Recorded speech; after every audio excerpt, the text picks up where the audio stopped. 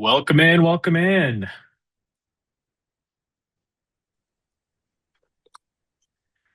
Dustin, what's up, man?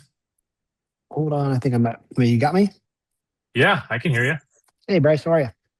I'm good. How about yourself? Doing well. Where are you based out of?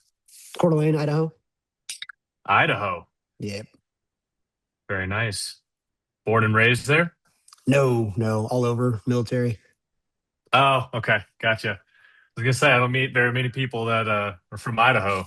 No, small How do you like it population. there? We love it. We like it a lot. Okay. Yeah, I'm sure with Idaho, I feel like that's probably one of those states where people just have no clue what goes on there other than Yeah. potatoes. No, But we've been getting a large we've grown quite a bit. Like even Coeur d'Alene, which is a small resort town up north, where we're Mhm. getting like 5,000 people a month coming here. Really? Mhm. Wow. Well, that's exciting. Yeah. I'm based in Denver, and so we've been going through that. Oh yeah. Yeah. The exodus from a couple of states, there's like flooding in. Yes. Awesome. Glad to see you here, man. Yeah. Let's see.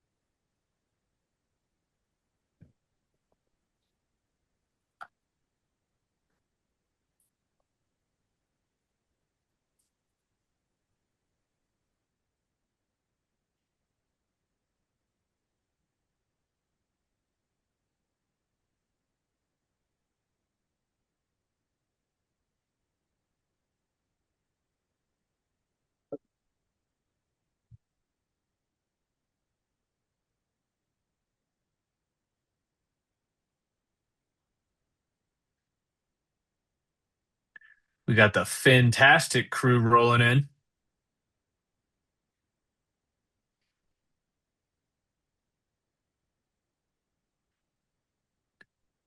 Absolutely fantastic to see two fantastic members here.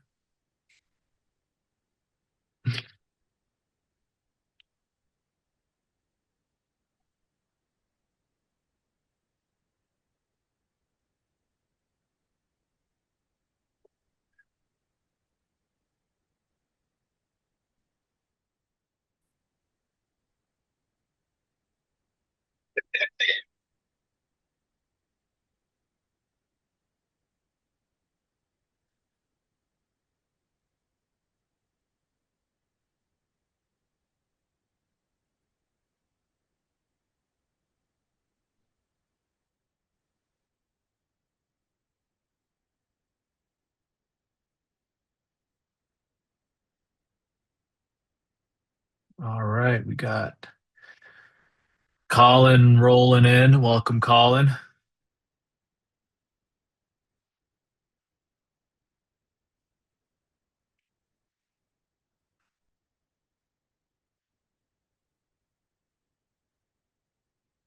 All right, we've got a guy on here named Kayla. You don't necessarily look like a Kayla, but maybe you are. I don't know. I haven't met you yet. No, that's my wife's name. And wherever I go, I use her name for what I order. It's simple. Oh, yeah. I'm sure she just loved that. Yeah, maybe. Well, welcome on here. What's your name? Marion, Marion. How do you spell that? Mareon. And awesome. Oh, I think I've seen your name pop up a few times in the group. I'm just gonna temporarily rename you on here. Oh, sweet. I appreciate that. Yeah. I don't think it's permanent, so I think next time you log in, it will show up as It'd Kayla. be But Kayla. Yeah. my girlfriend's Appreciate name is Kayla, so 10-4. we have a And lot you're in Bryce. common. I'm seeing. Nice to meet you, Yes. Bryce. Yep. Great to meet you. All right, now we got people rolling in right at the buzzer. Good morning, Bryce. How are we? Hey, Robert, I'm doing well, man. How about you? Yes, 5 o'clock in the morning. Doing I great. was gonna say it's nice and early over there in Australia, It is indeed. huh? Well, I appreciate you being on here, man.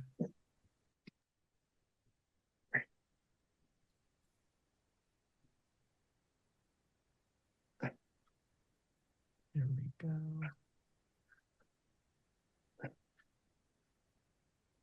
All right, let's get the big I did man send you an spotlit email on this here. morning too, Bryce. I haven't been receiving emails since the 3rd of April. Oh, really? April 3rd. Yeah, Okay, we'll take a peek into that. wonderful. Yeah, I missed last week. That's on me though. That's not an email fault. I know about it. Okay, So, strange. That's why you hmm. were asking me if we did our meeting, Robert. Yeah, yeah. Not But I getting looked our into email. it. It was just me. An excuse to slack off. Did you look in your spam folder, your junk? I wonder if somehow if something got clicked and it started throwing us in there. Yeah. I looked through everything. Even searched it, and the last received was the 3rd. So. Okay, Okay. We'll definitely look into that. totally.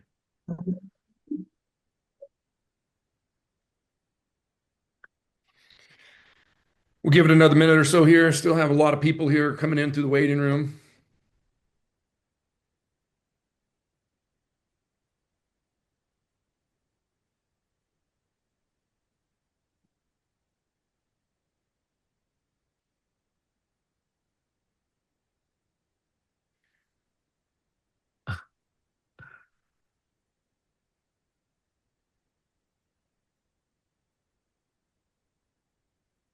Here we go.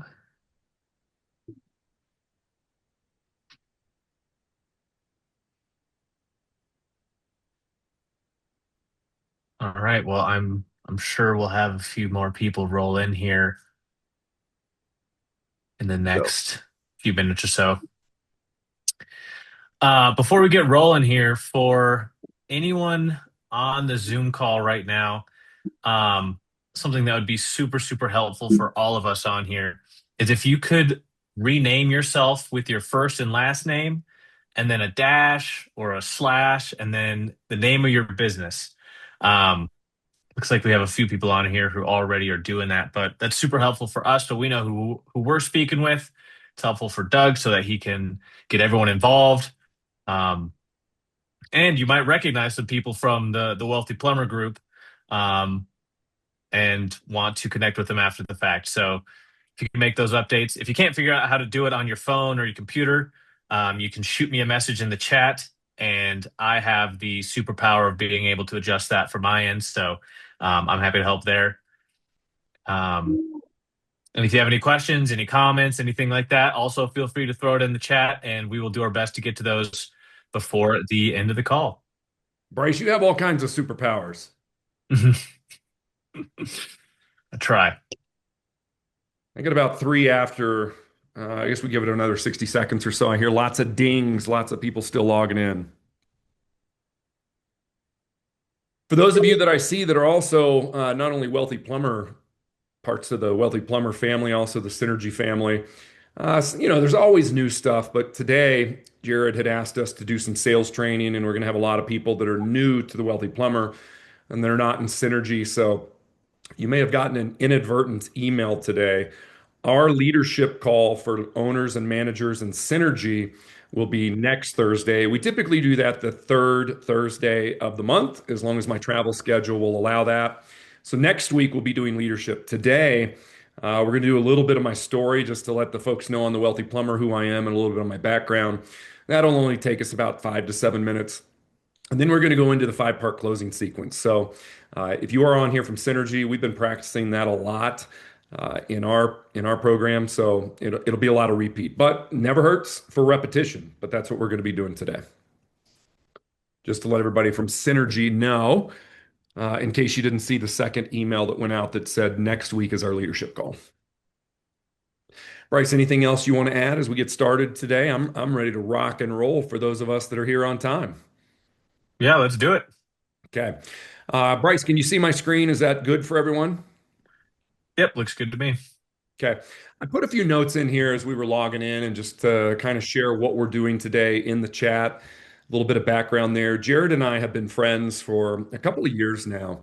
I was first brought to Jared by Eddie Barkhurst, his general manager, and Jared and Eddie worked together up at their company, Prospector Plumbing in Fairbanks.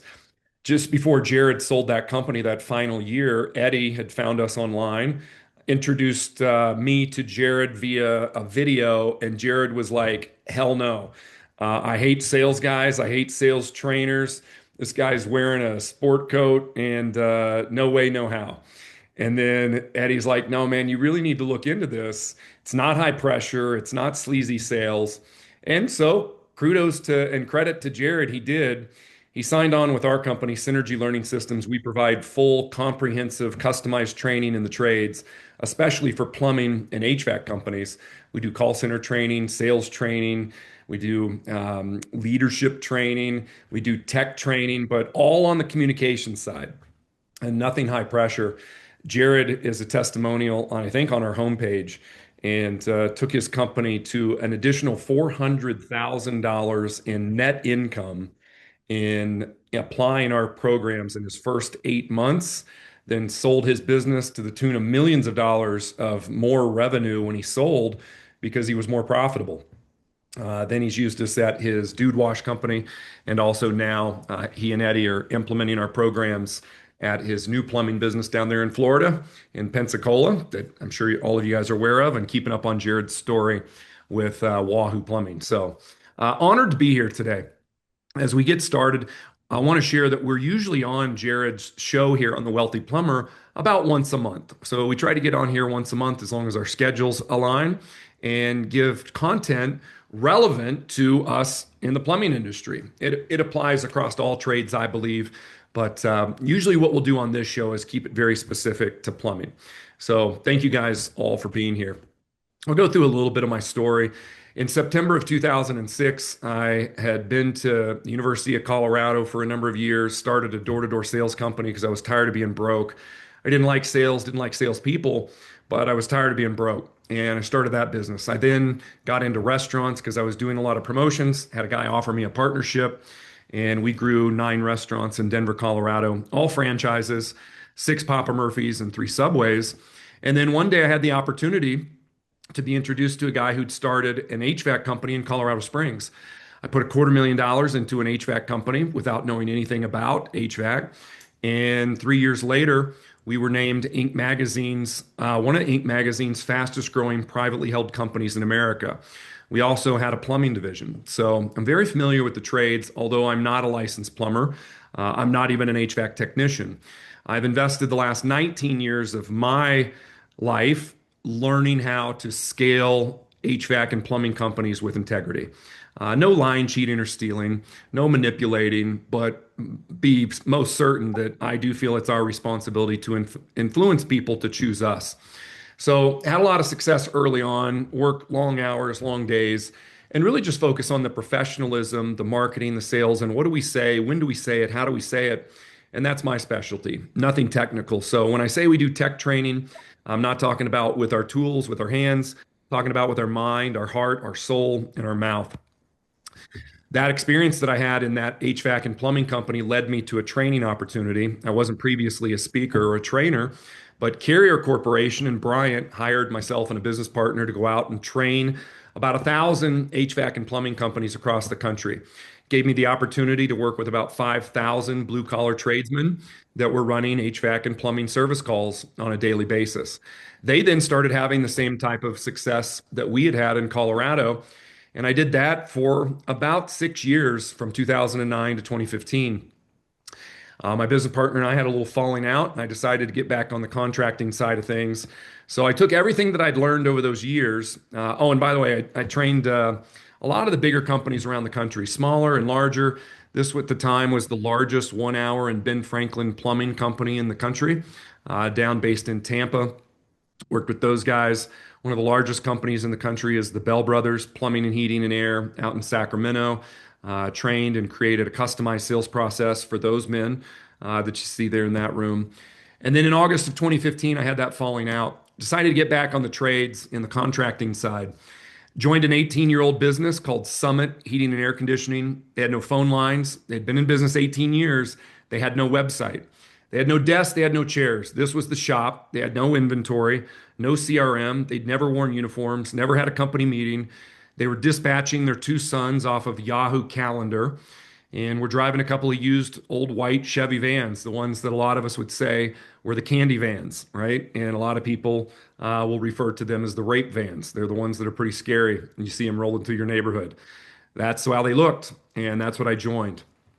The agreement was that I would bring my intellectual property and what I knew about growing a trade business and no money, not a dollar invested. Just what do I know about how to make the phone ring? What do we say when it does? How do we dispatch? What do we say upon our arrival? How do we run a service call or a sales lead in HVAC or plumbing? How do we ask for the order? And then how do we close down business without being high pressure or pushy? And what that looked like after a few years, 16 months in, one of the big four HVAC manufacturers in the world recognized us as their Lennox Partner of the Year. We got in some cash flow trouble in the next year in 2017 and certainly did not win the award. That story is out there on many podcasts. I won't share it today, but it's also it's out there is what I will say. I don't hide it, and I learned a lot from it. We came back from that experience and won Lennox Partner of the Year in 2018. That's what we did to transform that company, where we went from just a ragtag group of people working out of a shop with no discernible systems, processes, website marketing, sales scripts, meetings, and that's what we looked like just 3 years later. All based on raising prices, communicating value, doing better work, generating referrals, and rebranding. 3 years later, we moved into a 35,000 square foot facility, created inventory systems, wrapped our vans. By the time I exited that company in February of 2020, we'd put about 40 trucks on the road through cash flow and mostly organic growth. It is possible. Earlier today, I got a message on the Wealthy Plumber. I didn't ask for permission to put this on screen, so I blocked out their name. This was a question. I said, what would you guys like to talk about today on the Wealthy Plumber? And here's one of the things that came in that I noticed. I just grabbed a screenshot of it. They said, we have enough demand to fill our first hire or our second tech. What systems are a must? And they put must in all caps. And so that's what we're going to focus on today. But it doesn't have a lot to do with the rest of the question, because I have a little bit of a different take on what we need to be focused on in the trades. But I'll read the rest of the question because I see this everywhere I go. I see this with successful companies. I see it with small companies. I see it with everywhere in between. The question is, as we grow, what systems are a must to have in place prior to hiring versus okay to punt to minimize our initial cost burden? For instance, and this is where I think it gets interesting. And this is why I blocked out the name, because this is not a knock on who wrote this question. It is simply that this is not what I teach. I do have knowledge of these things that they ask, but it's not what I focus on. It's not what I believe most of us need to focus on. They say, for instance, we need a separate bookkeeper from our CPA, but that maybe is something we can wait for. Another example, we need to onboard House Call Pro, but wondering if we should go with a basic package that is only for one tech until we hire, or should we go ahead and get the package we will expand into?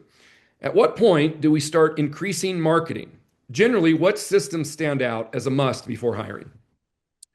This is where I'm different. There's nothing wrong with the question. In fact, I have answers to the question. One, if you don't need House Call Pro, the upgraded version, certainly don't pay for something that you're not going to use immediately. As far as a bookkeeper goes, we must, this is one of the big pillars, we must count our money. We got to make sure that we collect our money. We've got to generate our revenue. We've got to collect it. We've got to have a bookkeeper to do those things. A lot of us will bring in somebody part-time.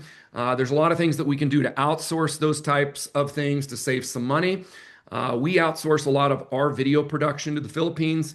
We get great quality of work from our entire team that we have creating thousands of videos for our training programs. So I'll answer the question and just say, we got to make sure that we're not overextending ourselves on administrative things and operations. But the thing that really got me about this question was second to last. At what point do we start increasing marketing?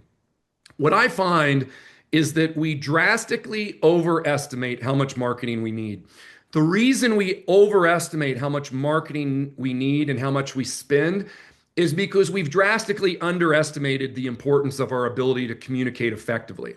And what I'm talking about is we burn leads. It's like we're burning them, throwing them out the window because number one, we've not, in my opinion, properly communicated the value that we bring first and foremost on our website. People are landing on our website. We don't have nearly as many five-star reviews, and we're not promoting them the way that we could. We're not introducing ourselves to our current customer base or our potential clients with videos of us making us human. We're unfortunately, too many websites are featuring products and equipment and things that people didn't really wake up today thinking that they wanted or certainly wanted to spend their money on. And, we don't have beautiful new cars to sell. We don't have a beautiful new deck or a water feature and those type of things that people want to show off to the neighbors, the Joneses. And what we do is not typically pretty, and it's not necessarily what people are saving for, planning for. And so what I'm going to encourage you to do on your website is before you go invest thousands and thousands of dollars on marketing, look at how you communicate your business. Put yourself on screen. Talk to them about how passionate you are about serving your community, doing things right, standing behind your work, that if you do make a mistake, that you'll make things right. That's what I find that when we drive people to our website, they want to see. Number two, we've got to have some social proof. Social proof is other customers saying that we are as good as we say we are. Let them say it for us. So we've got to use the principles of influence and leverage those things. We've got to be consistent in our marketing. We've got to offer things to make people want to do business with us. And that doesn't always necessarily, in fact, rarely does it mean being the cheapest, although people are looking for a discount. Price is a given, right? Price is something that people are always going to say, oh, can you do it cheaper? Can you waive the diagnostic? Can you give me a discount? That's going to happen. What we've got to do is make sure that we're communicating in a way that makes people actually want to do business with us. So what we're going to focus on today is everything else that's not in that question. Because what is in that question is, okay, we're hiring a new tech, right? And that means we bought a new van. Now we're going to need to do some additional marketing. We've got to upgrade our CRM or at least add additional users. And we got to make sure that the person we put in this van to serve our customers has technical competency. And that's vital. It is absolutely vital. We've got to make sure that we know how to do the work. We've got to be able to diagnose what's wrong. We've got to be able to make the repair. We've got to be able to do the new install. So I'm not dismissing that. I'm just saying that's not my field of expertise. So the first pillar is in our trade business, we must be able to do the work, make the repair, do the install. The second thing is where most of that question was formulated around. And this is what I see every day. And it's necessary. I just don't focus on that. That's not my field of expertise. But it is the second pillar. So you've got to have technical expertise and competency. You must have what this person is asking in your admin and your operations. We must have a website. We must make the phone ring. We must have phones. We must have people to answer them. And then from there, we've got to be able to do the work. We've got to have the competency to collect the revenue, manage the revenue, manage our supply house relationships, inventory our vehicles.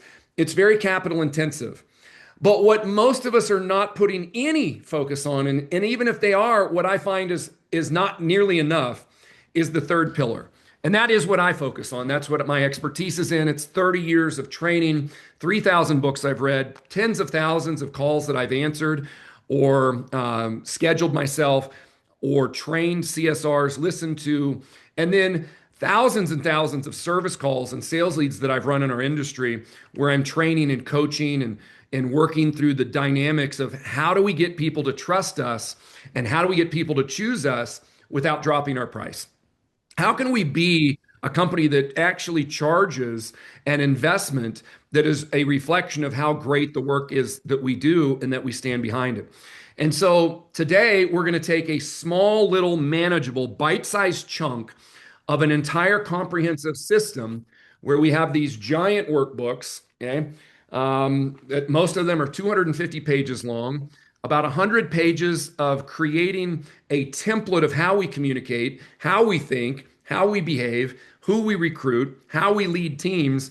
And then the next 150 pages are word for word systems and processes of how do we answer our phones, how do we run service calls, and how do we run sales leads, sell bigger jobs without dropping our price or having to be the cheap person. So that's what we're going to do today. The small, manageable, bite-sized chunk that we're going to do today is what we call the 5-part closing sequence. And the reason that we're going to start there, Dr. Stephen Covey, who wrote a book, The 7 Habits of Highly Effective People, would call what we're doing today beginning with the end in mind. Okay? That's habit 2 in the 7 habits.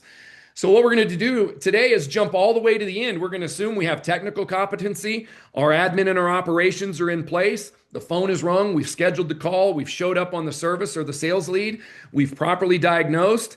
And now we've got to communicate what our recommendations are, what our options are, and ask them to trust us and ask them for a certain amount of money.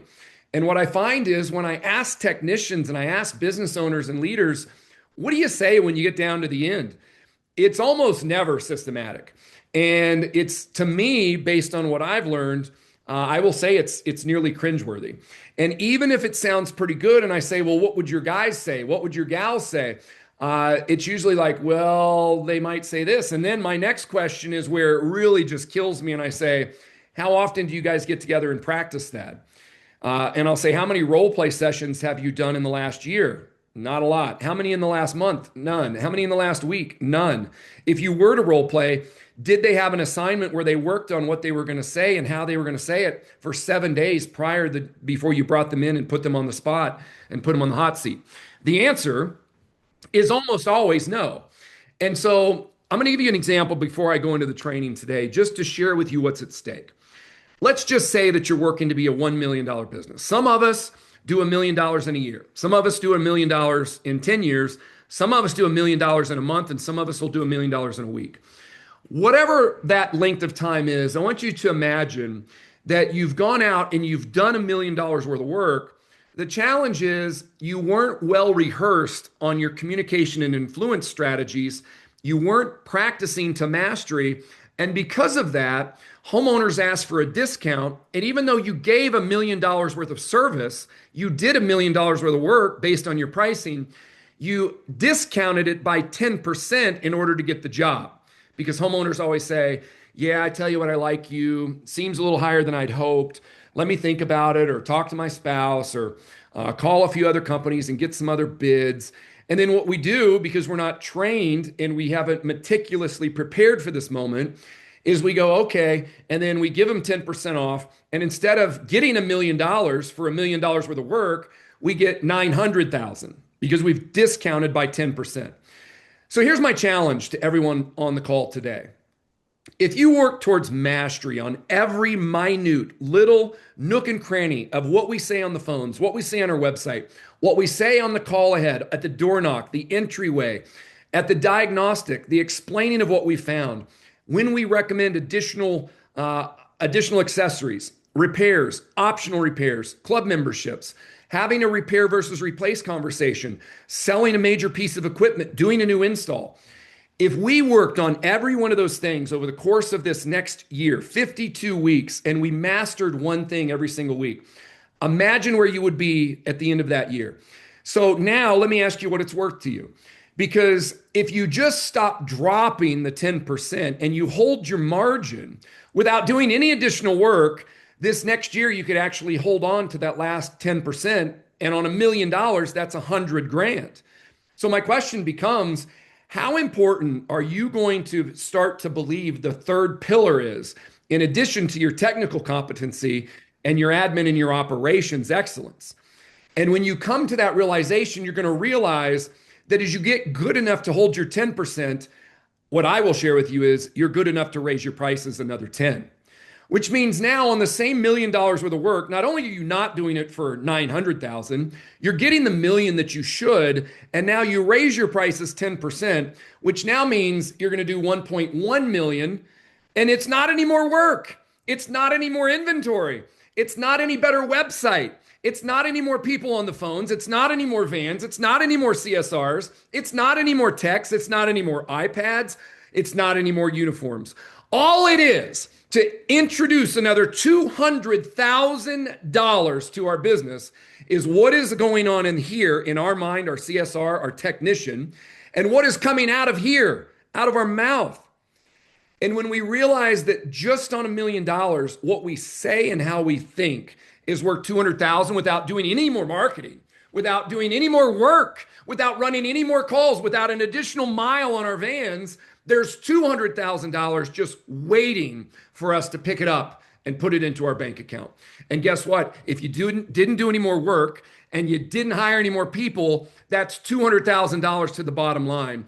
And if you will do that over the next 52 weeks, you've just increased your net by 20%. That's what's at stake. And that's why I focus on the third pillar, because there's a lot of people out there teaching technical competency. There's a lot of people out there teaching admin and operations. And while there are others teaching sales, there's not a lot of people that we as tradesmen relate to and resonate with, because we feel like they're trying to teach us how to lie, cheat, or steal, manipulate our customers, and being overcharged. And they're not teaching it in a high service sort of way. They're teaching it in a high pressure sort of way. So we don't do that. We don't even toe up to that line. Okay. So that's what we're doing today. What does that look like? Here's one of our clients. And I think that they were also in the Wealthy Plumber. I think that's how Alejandro and his son Sebastian came to us a few months ago. Alejandro, the father, who is a real estate agent, who is helping his son Sebastian at 23 years old start his plumbing company, they came to our event in Charlotte about 1 month ago. And they were working on their 5-part closing sequence, which I'm going to teach here over the next 60 minutes. And they were doing this in his home. And they went out after doing the 5-part closing sequence. They ran a PRV call. The customer called about a water pressure situation. And using what they were here pictured training, them and the other tech, both 23 years old, he went out on a service call and walked out on a 1-call close on the same service call the same day, walked out of there with a $20,000 sale. He did not sell a PRV for $20,000. He had the mindset to have a different conversation. He then started making recommendations. He then used everything that they've been learning in our program, finished with a 5-part closing sequence, and sold a whole home repipe and a brand new water heater. That's what's possible. Now, I am oversimplifying it, because Sebastian, as you can see, looking at his 250-page workbook, on this day, they were practicing the 5-part. Yes, there was a lot more to it than just what we're going to learn in the next 60 minutes. In fact, it's 52 weeks of working towards mastery on the third pillar. And quite frankly, it should never end.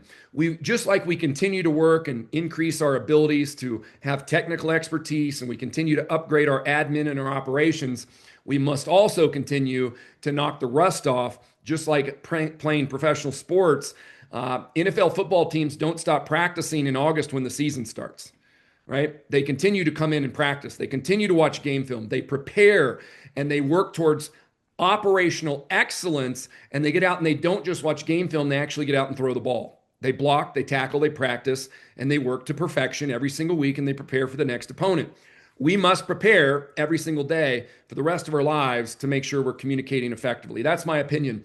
And when you do, even before you become a true master, you can start running pressure calls, what I would call on-demand service calls, and without spending any more money on marketing and not dropping 20,000 pieces of direct mail, you can walk out on what could have been a few hundred or $1,000 and all of a sudden walk out with a $20,000 job. And you can do that consistently without lying, cheating, or stealing. And there's a little bit of the proof. How do we do it?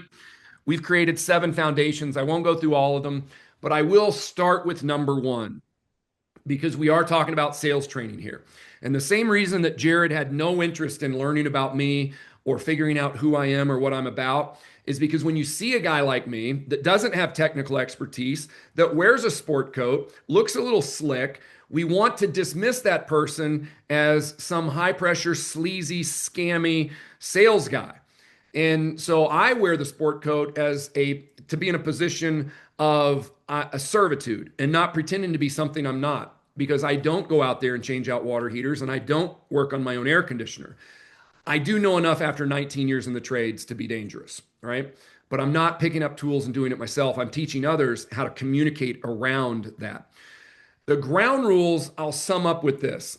It's the grandmother rule. And the grandmother rule is no matter what you hear come out of my mouth, please, please, please do not confuse it with me trying to sell somebody something they don't need, to overcharge them, to lie to them, to cheat them in any way. The grandmother rule is that when we're on a call, when we're on a phone call, a service call, we're going to treat the person in front of us like our very own grandmother that we love dearly. So I like to say, if you wouldn't offer it to your very own grandmother, then we sure as heck shouldn't recommend it to the person we're serving. And we'll let that be the umbrella for everything we talk about here and everything that we do at Synergy. Okay.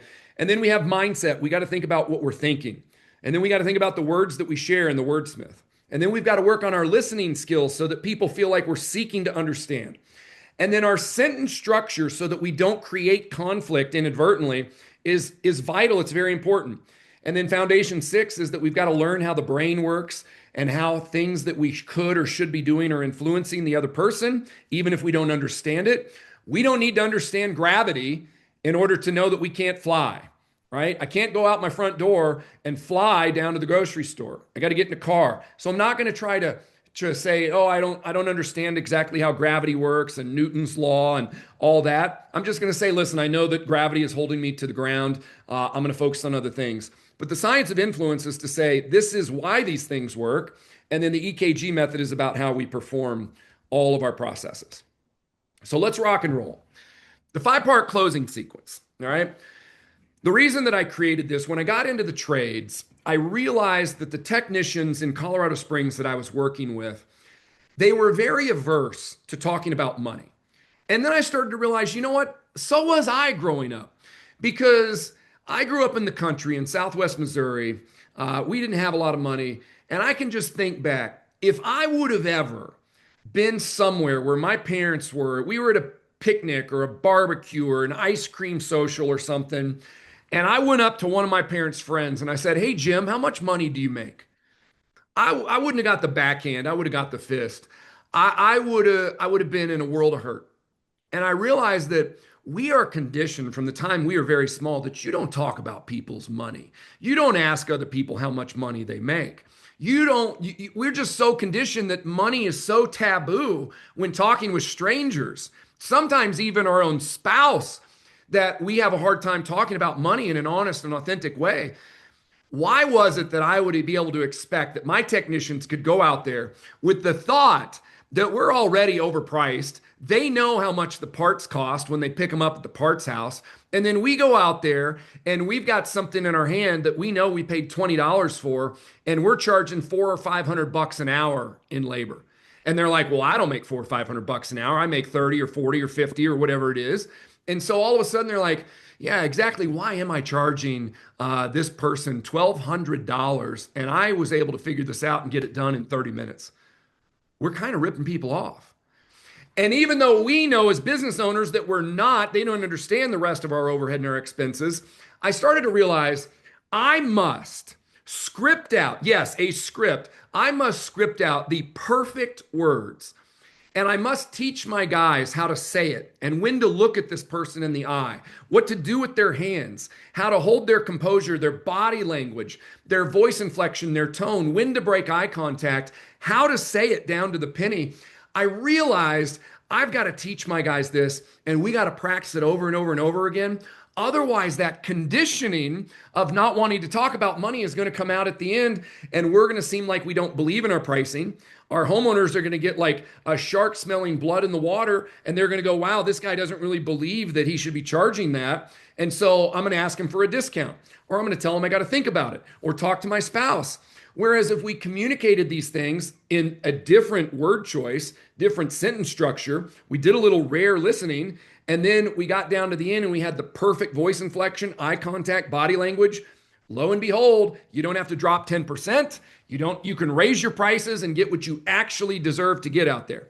That's why I believe pillar number 3, with our effective communication and competence on our communication strategy is vital if we ever truly want to succeed in this industry.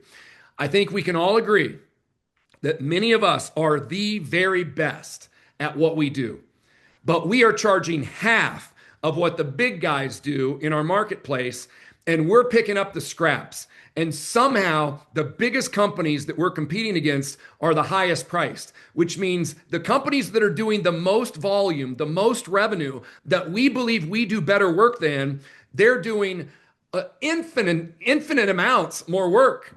The biggest company in Denver that does heating, air conditioning, plumbing, electrical, dig jobs, sewer jobs, water service, they're doing it all, and they're doing over $100 million, and they are by far the highest priced company.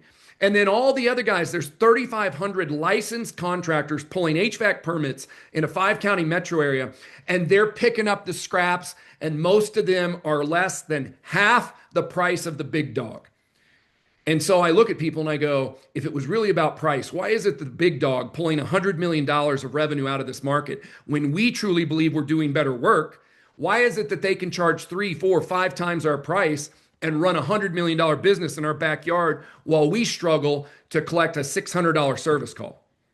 It's because of what they're thinking and what they're saying and what they're training on. So I'm going to give you just a little nugget of what we can do. When I get down to the end, there's competing thoughts in our industry about, maybe asking people what they want to do. I have a different philosophy. I believe it's our job as a true professional to go in there and diagnose the challenge, provide solutions, and offer things that maybe they didn't even know. Then it's the homeowner's choice based on what we've communicated, whether or not they want to take us up on it. Henry Ford said, if I would have asked my customers what they wanted, they would have said a faster horse. But lo and behold, once people got a load of the combustion engine, the Model T, the wheel, and all of a sudden they're rolling around town without having to feed a horse, all of a sudden they're like, wow, I really like the Model T. And then right now, I don't think anyone could say, yeah, I'm riding a horse to work today. And so Henry Ford thought, I have a better widget. I've developed this, and although I'm going to get pushback, I have a feeling that I know better what my consumer needs than what they think they know. And I find that it's the same for us as HVAC and plumbing companies. So as we go through the 5-part closing sequence, here's what we're going to do today over the next hour. I'm going to go through this 5-part closing sequence. It's going to take some time to master this. What we're going to do is share a handout. So Bryce or Allie, if you guys are on here, if you would, go ahead and drop the PDF into the chat. And if you guys want, that's my gift to you guys today. That PDF is going to include the rest of the presentation today. We're going to role play some of this. I have some videos that I'm going to be sharing. We're going to break this into each chunk. And believe it or not, the way that I teach to ask for the order, it literally is 2.5 minutes or less. And we're going to give you some examples of that. Now, I'm going to ask you, if you take what goes into the chat, once our team puts it in there for you guys, once you download that, just go ahead and send it to print if you can. If not, print it after the fact, because we're going to do an exercise here today that's going to help us work towards mastery on part 2 of the 5-part closing sequence. Okay. We're going to be talking about the accessories that we offer as a plumbing company, and then the challenge that those relieve for our homeowner, for our customer, and then the benefit emotionally to them of what that gives to them. Okay. So there it is. I see they dropped that in there. So the PDF, just download that. If you don't have a printer nearby, you can print it later and you can just work on a notepad or something today, but at least know that you don't have to scribble all this out. You don't have to take screenshots of your screen, although, if you want to, you're welcome to, but you now have the presentation from this point forward in your inbox. All right, let's talk about the 5-part close now that you've kind of seen the overview.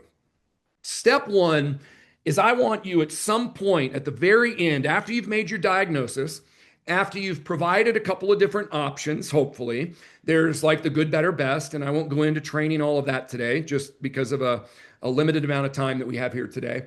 But I want you to imagine you're at the end of your process, wherever you are, where you get ready to talk about the price. And so here's what I'm going to ask everyone to do. Work on tweaking the way that you do it right now just a little bit, and it is going to have a tremendous impact, okay? The Pareto principle states that 20% of our activities generate 80% of our results. I promise every single one of you on this call today, this is one of those 20% of our activities. If we can start to ask for the order in the way that I'm going to share here today, your results are going to be off the charts. It does not mean that people aren't still going to ask you for a cheaper price. It doesn't mean that they're not going to say they got to think about it or talk to their spouse or that they're going to get 3 bids. But I can promise you this, it's going to be harder for them to do so. And today we don't have the opportunity or the time to go through how we handle all that, but our program definitely does teach that in a high service sort of way. Step 1 is 5 seconds. This is where in our mindset, in our body language, we've just been having a nice conversation, right? We're just a brilliant conversationalist. We're making friends. We're building rapport. We're earning trust. We've been smiling a lot. We've been working hard. We may have been sweating. We're serving this customer. And at some point, I want you to straighten your spine like a trusted surgeon would if they were making a recommendation of how you were going to attack cancer that's been found in your body. It wouldn't be a fun conversation. It would be very serious. And so no matter how fun your call has been up to this point, I want you to straighten your spine when the conversation kind of comes to a lull and you've been talking about all the different options. You may have already been talking about all the different pricing. I want you to say this, and I'm going to call our role play guy today, John. Okay. Anytime we're role playing, I call it John. If it's a woman, I just call her Jane so that everybody in our program knows that we're diving into a role play. So I'm going to say, John, I appreciate you sharing all that with me. Here's what I'm going to recommend, and here's why. And I'm going to say that on a down tone, almost going into a whisper. So that's part of Foundation 7, the EKG method of performance. I want to get the customer's attention. In this moment, I want to create a little bit of tension. I want to wake up my consumer and go, wow, what just changed? The reason I do that, guys, in the art of persuasion, the psychology of influence, I want you to think about any romantic comedy, really any movie you've ever watched. If a movie didn't have a point where the hero was in trouble, where the star of the show, where the couple didn't break up, and we're wondering if they're going to make it, the movie wouldn't sell. We wouldn't watch it. It would be very boring if the love story was just a love story. It's about the time where the love story breaks. It's about Rudy and the Notre Dame football team and how Rudy, against all odds, got onto the field. We've got to have a hero in the story, but the hero has to have a challenge. And so that challenge creates tension, and we as a human race enjoy it as long as we relieve it. Okay? So here's the way that we're going to relieve it. We're going to create a little tension on step 1 and say, here's what I'm going to recommend, and here's why. Then we go into step 2. Step 2 is where we get to state all of the fun stuff that's about to happen.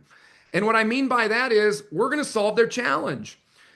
The thing I want to caution you all about, most of us have heard this, but many of us do not apply this. We get too technical when we make our recommendations. We're talking about PRVs instead of pressure release valves. We're expecting people to understand our language. We're talking about angle stops, and most of our customers have no freaking clue what that is or what the benefit is to them. We've got to dumb it down. And I'm not saying our consumers are dumb. I'm saying they're not us. They don't do what we do. They don't pick up these parts. They don't order their inventory. So we got to speak to them in what we call layman's terms. But even more than that, especially for us men on the call, we've got to start talking about emotions. We as men are programmed to not talk about emotions. And the longer you are uncomfortable talking about emotional needs, the more you're going to struggle with 3 bids, brand price, talk to my spouse, got to think about it, give me 10% off. Can you do it cheaper? Somebody else will do it for less. So here's your solution. When we state what we're recommending, we're going to state it with the benefits in emotional terms. Okay. We're going to do an exercise here in a minute. But what I mean by this is, let's say that I'm going to replace a toilet, right? And I'm going to move from their current 20-year-old toilet that's highly inefficient, and we're going to move to one with an elongated bowl with an 88 comfort height toilet with an easy close lid. I'm not going to give them the technical of that in this moment. I'm going to say this is going to be the toilet where when you shared with me about your knee surgery or when your grandmother visits, where she has a really hard time standing up from that toilet, this is the toilet. It's also the toilet with your new baby in the house that has an easy close lid so that that lid is never again going to slam and wake up your child. That's what I'm talking about when I just say emotional benefits. If we're talking about the pressure release valve and we're talking about showers and water pressure, we're going to talk about how that's going to feel to shower. We've got to start talking about those things rather than just the product itself. And so the challenge I'm going to give all of us here in a few minutes is it's not just about the challenge we're solving, it's about the emotional benefit that they get to enjoy by investing their money with us. Part of that, and I will tell you, we're going to restate this in number 4 here, is that a big thing that we provide in addition to whatever part that we install, repair that we make, is peace of mind. We are selling peace of mind to our consumer that they're choosing a contractor that will show up on time, do the job right. If we make a mistake, we will fix it without them having to threaten us with 1-star reviews or call to the BBB or a call for action news report or, God forbid, an attorney. Okay. So we're selling to the emotional needs of our customer. Again, just like we would our very own grandmother. This is not manipulation. Now, here's the part where I found that after stating the emotional benefits of what we're recommending, our sales went through the roof because I started teaching blue-collar tradesmen how to share the price with somebody. If we go back to Foundation 3, that was the wordsmith. I don't want anybody to say the cost, the fee, the charge, what you have to spend, or what you're going to need to pay. I want you to change that word. We call this wordsmithing, and I want to make sure that you're using the word invest. So now we're not going to state the final price or the cost or the fee or what we're going to charge them. We are only going to speak in terms of them making an investment. Okay? So now the second part of that is we're going to state the final investment. And when we say the dollar amount, we are not going to break eye contact at all at any time when we say the number. We got to look down at the number, we look up at the customer, and we state that final investment and we state it down to the penny. Now, there's a lot of trainers out there, and I just think this is absolute crap. They tell you to make this number sound small, and they also tell you to say the word only right before you say it. I'm just going to say to everybody on here, not only do I disagree with it, but if you logged in and you don't want to be a high pressure, sleazy salesperson, then don't ever, ever, ever talk about another man or woman's money in terms of only. It's their money. We don't get to talk about another person's money like that. No matter what it is, it's a lot to them, especially because they probably didn't wake up today wanting to put some of their good hard-earned money towards a plumbing project. All they wanted was for it to work. They wanted to never run out of hot water without having to pay for a tankless. They didn't want to pay for the leak. They just wanted it to work. They didn't want to have to get a new toilet or unclog it or unclog the drain. They just wanted it to work. So I'm going to encourage and strongly recommend everybody, when you say the number, break the habit of ever again saying only. When you say only to another human being, when you're talking about their money, you have now put them on the defensive. They want to now prove to you that no matter what your price is, it's a lot. So stop saying only. Number 2, please say it down to the penny. If you believe that you're worth it, if you believe you are better than the big guys, if you believe you care more about your customer, then whatever your pricing is, I'm going to ask you all to start saying it like you believe it with every ounce of your soul. And that's going to sound like this. I always just teach this in role plays as a descending order. So if I had something that was $8,000 in any role play, I'm going to, for role play purposes, go 8, 7, 6, 5, 4, 3. That's going to now sound like this so that I can teach my team to stare at me in the eye without breaking eye contact so that I can now condition them. We talk to people about their money like it's asking them for a glass of water. You got to talk to your technicians about this like asking for a glass of water. You got to talk about it in interviews and your CSRs. It is business, and we're all in business to make money. So if you believe in your product and service and you believe you're priced fairly, then let's act like it, but we have to communicate it as such. So I'm going to say, John, the total investment for everything that we've just outlined is $8,765.43. And then I'm going to do a little dramatic pause and let that number sit there. I'm intentionally creating the conflict so that I can relieve it. When I shared with my technicians, one of the biggest challenges that I believe that we have, that we don't want to tell them the price, or we don't believe in the price, or we're like, man, I could do this job in 30 minutes and get it done for 30 bucks on a Saturday, and you guys are charging $1,200 for it. Many times our people are embarrassed. Many times, even as owners, and we know all of our expenses, our liability, our workers' comp, our 25% matching payroll tax, our trucks, our vans, our tires, our maintenance, and I could go on and on. We understand it, and we're still embarrassed about stating our price. And we know the big guys in town are double our price, but we still get embarrassed. And what that does is it creates a shiftiness in our eyes. It creates a low vibrational state in our body language. And that is tipping people off that we're just not quite sure about it. And now they're unsure. And now again, they smell blood in the water. So they're going to debate it with us. Okay. So I'm going to do it again. Now we're going to increase the price by $20,000. And so now I'm recommending a whole home repipe or whatever it is. And this time, instead of 8,000, it's going to be 28,000. It's going to be the same thing. John, the total investment is $28,765.43. And then we pause, dramatic pause for a count of about one. And then we're going to go into step four. In step four, we get to relieve a little bit of the tension by building our value back up by reminding them of our ultimate guarantee. This is not the time to introduce a new guarantee, okay? This is something we've already talked about before we started down the 5-part close with step one, and we simply remind them of what we've already shared. At my HVAC company, we would install a new $30,000, $40,000, $50,000 system, a new furnace. And no matter what, if it was a new installation and I could control the ductwork and we got all that done, then what I would do in those moments is I had a 1-year buy it back guarantee. It was a 1-year test drive.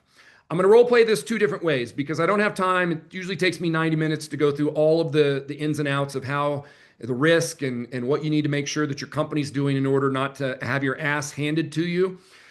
But what I will say is it's never bitten me. All right. I've sold tens of millions of dollars of heating, air conditioning, and plumbing projects here in North America.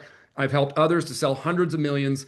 Nobody's ever gotten bitten by this as long as you do it the way that we teach it. But today I'm going to teach you an alternate way to do step 4. I call the alternate way the heaven and earth. So they both start out the exact same.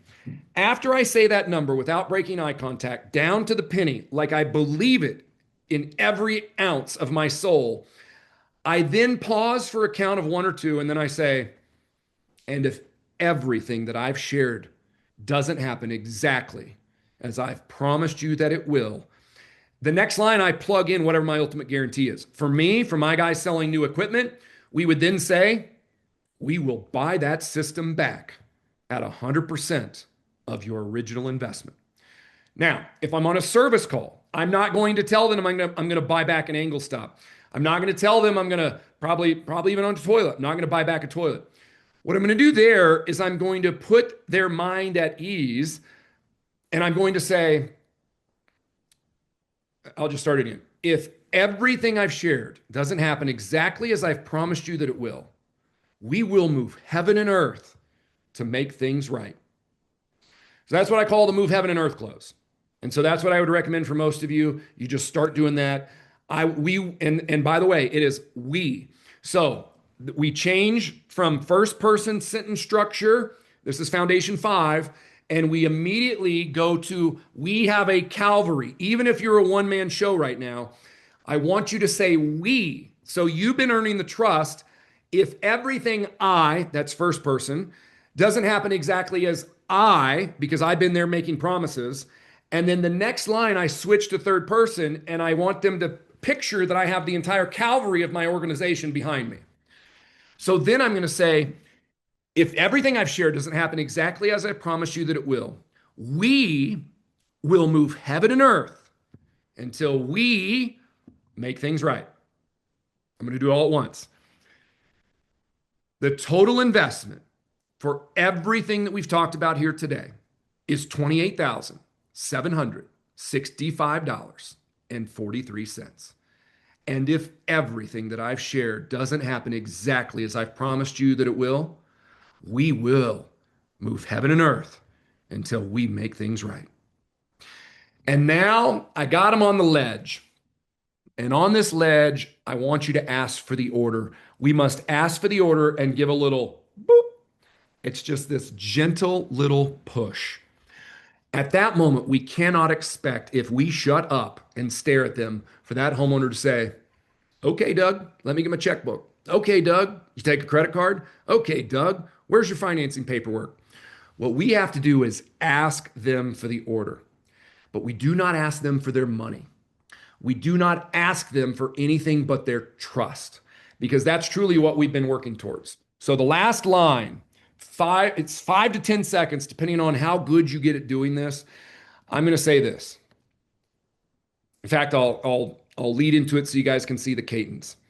If everything I've shared doesn't happen exactly as I promised you that it will, we will move heaven and earth until we make things right. John, the only question I have left for you today, will you trust me with this project? And then you shut it. Now, when you have served this customer incredibly well over the last 30 minutes to an hour, you get down and you bring this to a crescendo with this 2.5 minute sequence. There is but one thing that this homeowner is going to be compelled to say. And it is going to be a 3-letter word, but it doesn't mean it's going to stick. And that 3-letter word is yes. Why? Because we as a human race do not like to reject people that we like face to face. And so what we're going to do is almost like Nostradamus. We are going to predict into the future the next few seconds.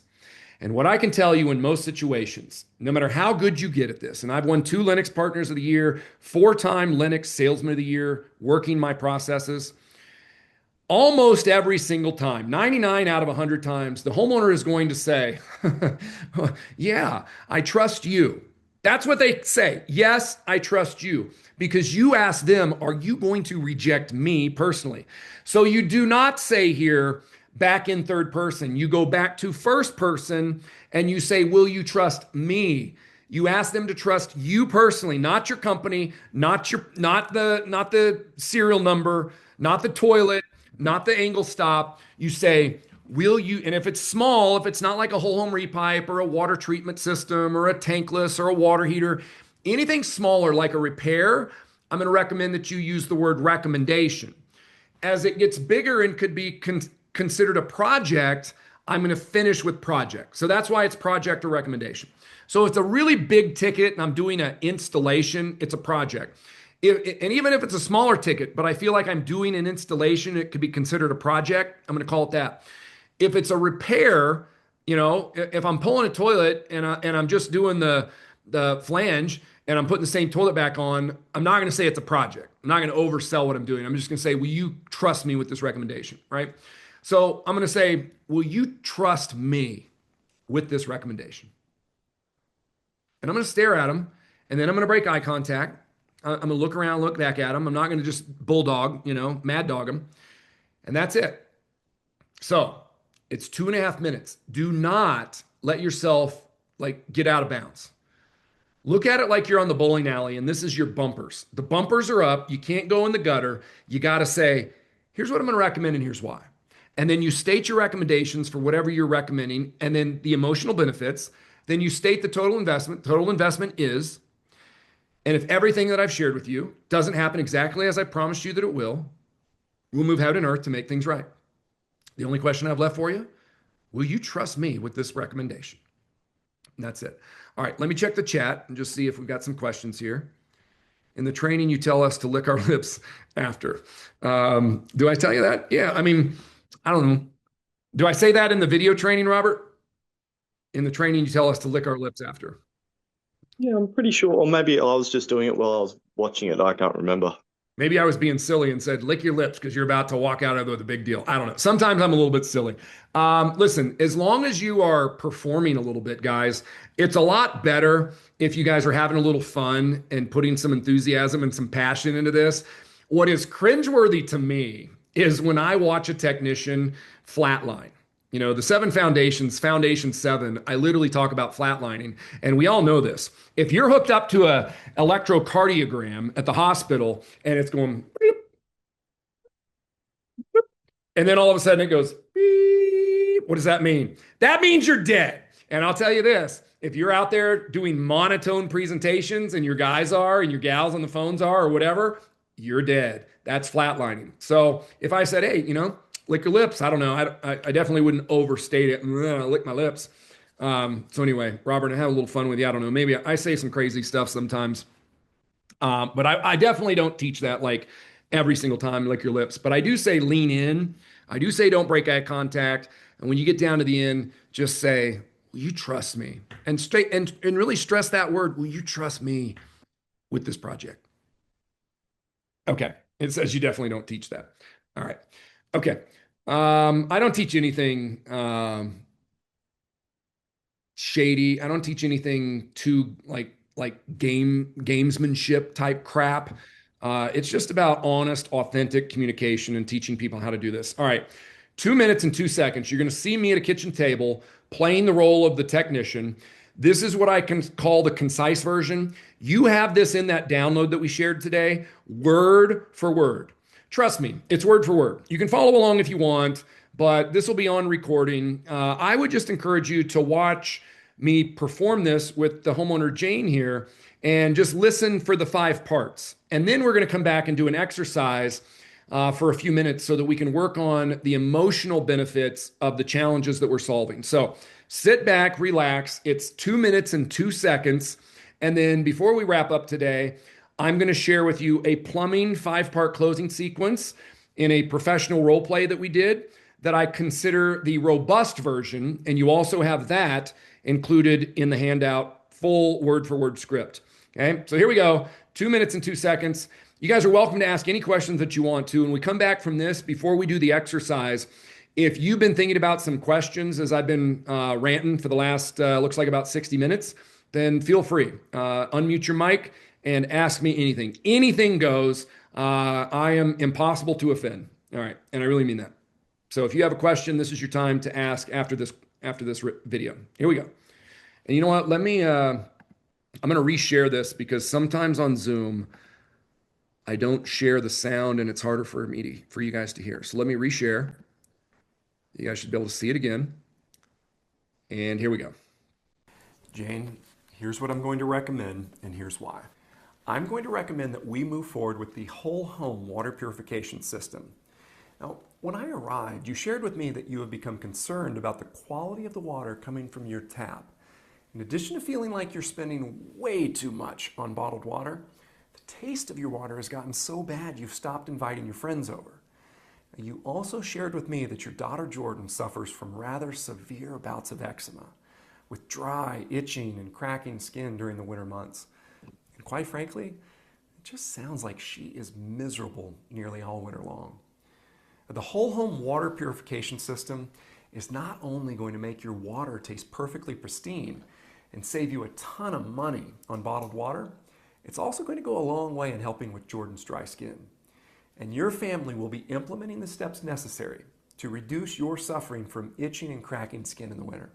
And you'll be able to begin mending those relationships with your friends that felt like you might be poisoning them.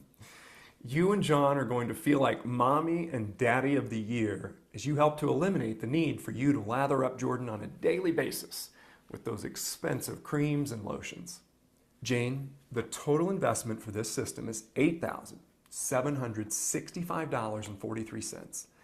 And if everything I've shared with you today doesn't happen exactly as I've promised you that it will, we will buy this system back at 100% of your original investment. The only question I have left to ask you is, will you trust me with this project? Well, yeah, I trust you, Doug, but I just... And there it is. I trust you. Yes, I trust you, but... And then we don't have time to go into this training today, but I can promise you this. In our training, I simplify it. There are only 4 objections. They all fit within four categories. One is they want a different brand. So if I'm selling a tankless and I've got an Navian, maybe they want a Renai. Maybe they've read something, Consumer Reports, talked to a neighbor, done a little research, Googled it, Chat GPT'd it, whatever. Number two, they've been trained their entire life to get three bids, especially when dealing with contractors. So they're going to tell you they got to get other bids, quotes, estimates. They got a brother in Cleveland that'll do it. They got to call somebody. That's other bids. Number three, they're going to tell you that they got to think about it, right? A think about it stall can sound in there's two different kinds. They're either going to say, I got to think about it, sleep on it, or pray about it. And they're not telling you they got to talk to somebody else. They're just saying, I got to look within, I got to think, I got to sleep, I got to take some time. That's an available party stall. The other type of stall on I got to think is I got to talk to somebody else. That's an unavailable party stall. And it's still part of the third type of objection stalls. I got to talk to my spouse. I got to talk to my neighbor. I got to talk to my coworker. I got to talk to my brother. He's much more handy with this stuff than me. Most of the time it's a spouse, but sometimes it's somebody else. Either way, they're saying they're not here and I'm going to have to talk to them later. And then number four is price.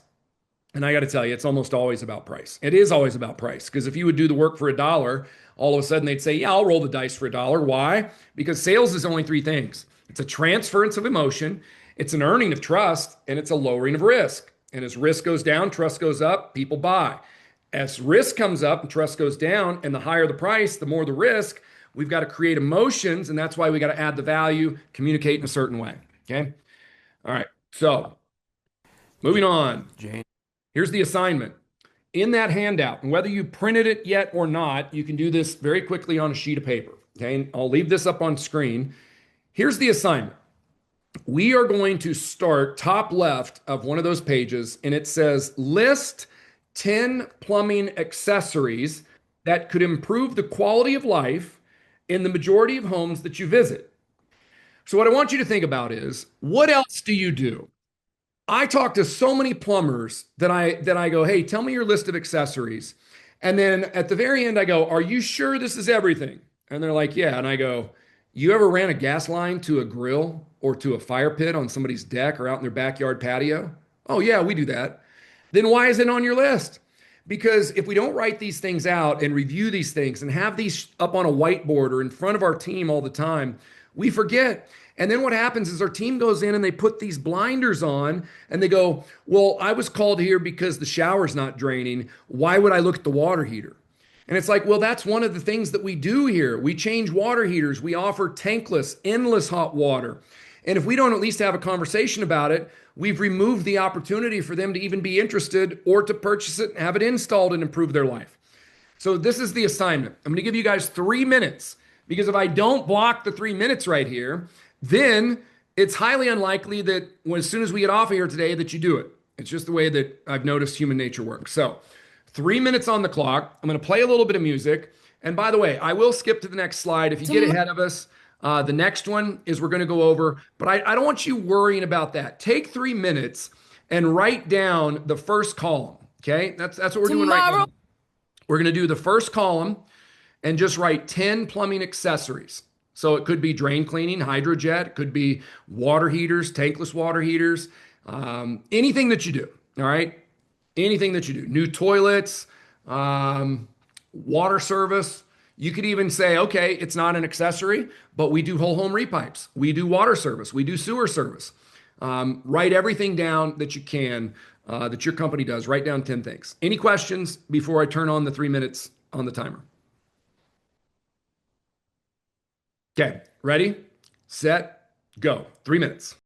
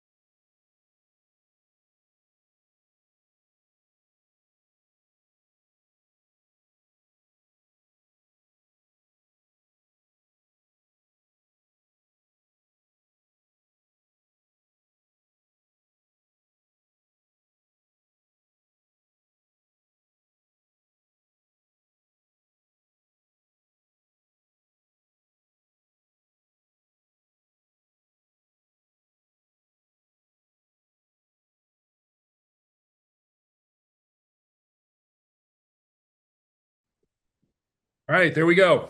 All right, if you guys would, if you wrote some down, why don't you unmute your mic and share some of the things you wrote down for your company, the type of product and service that you guys offer.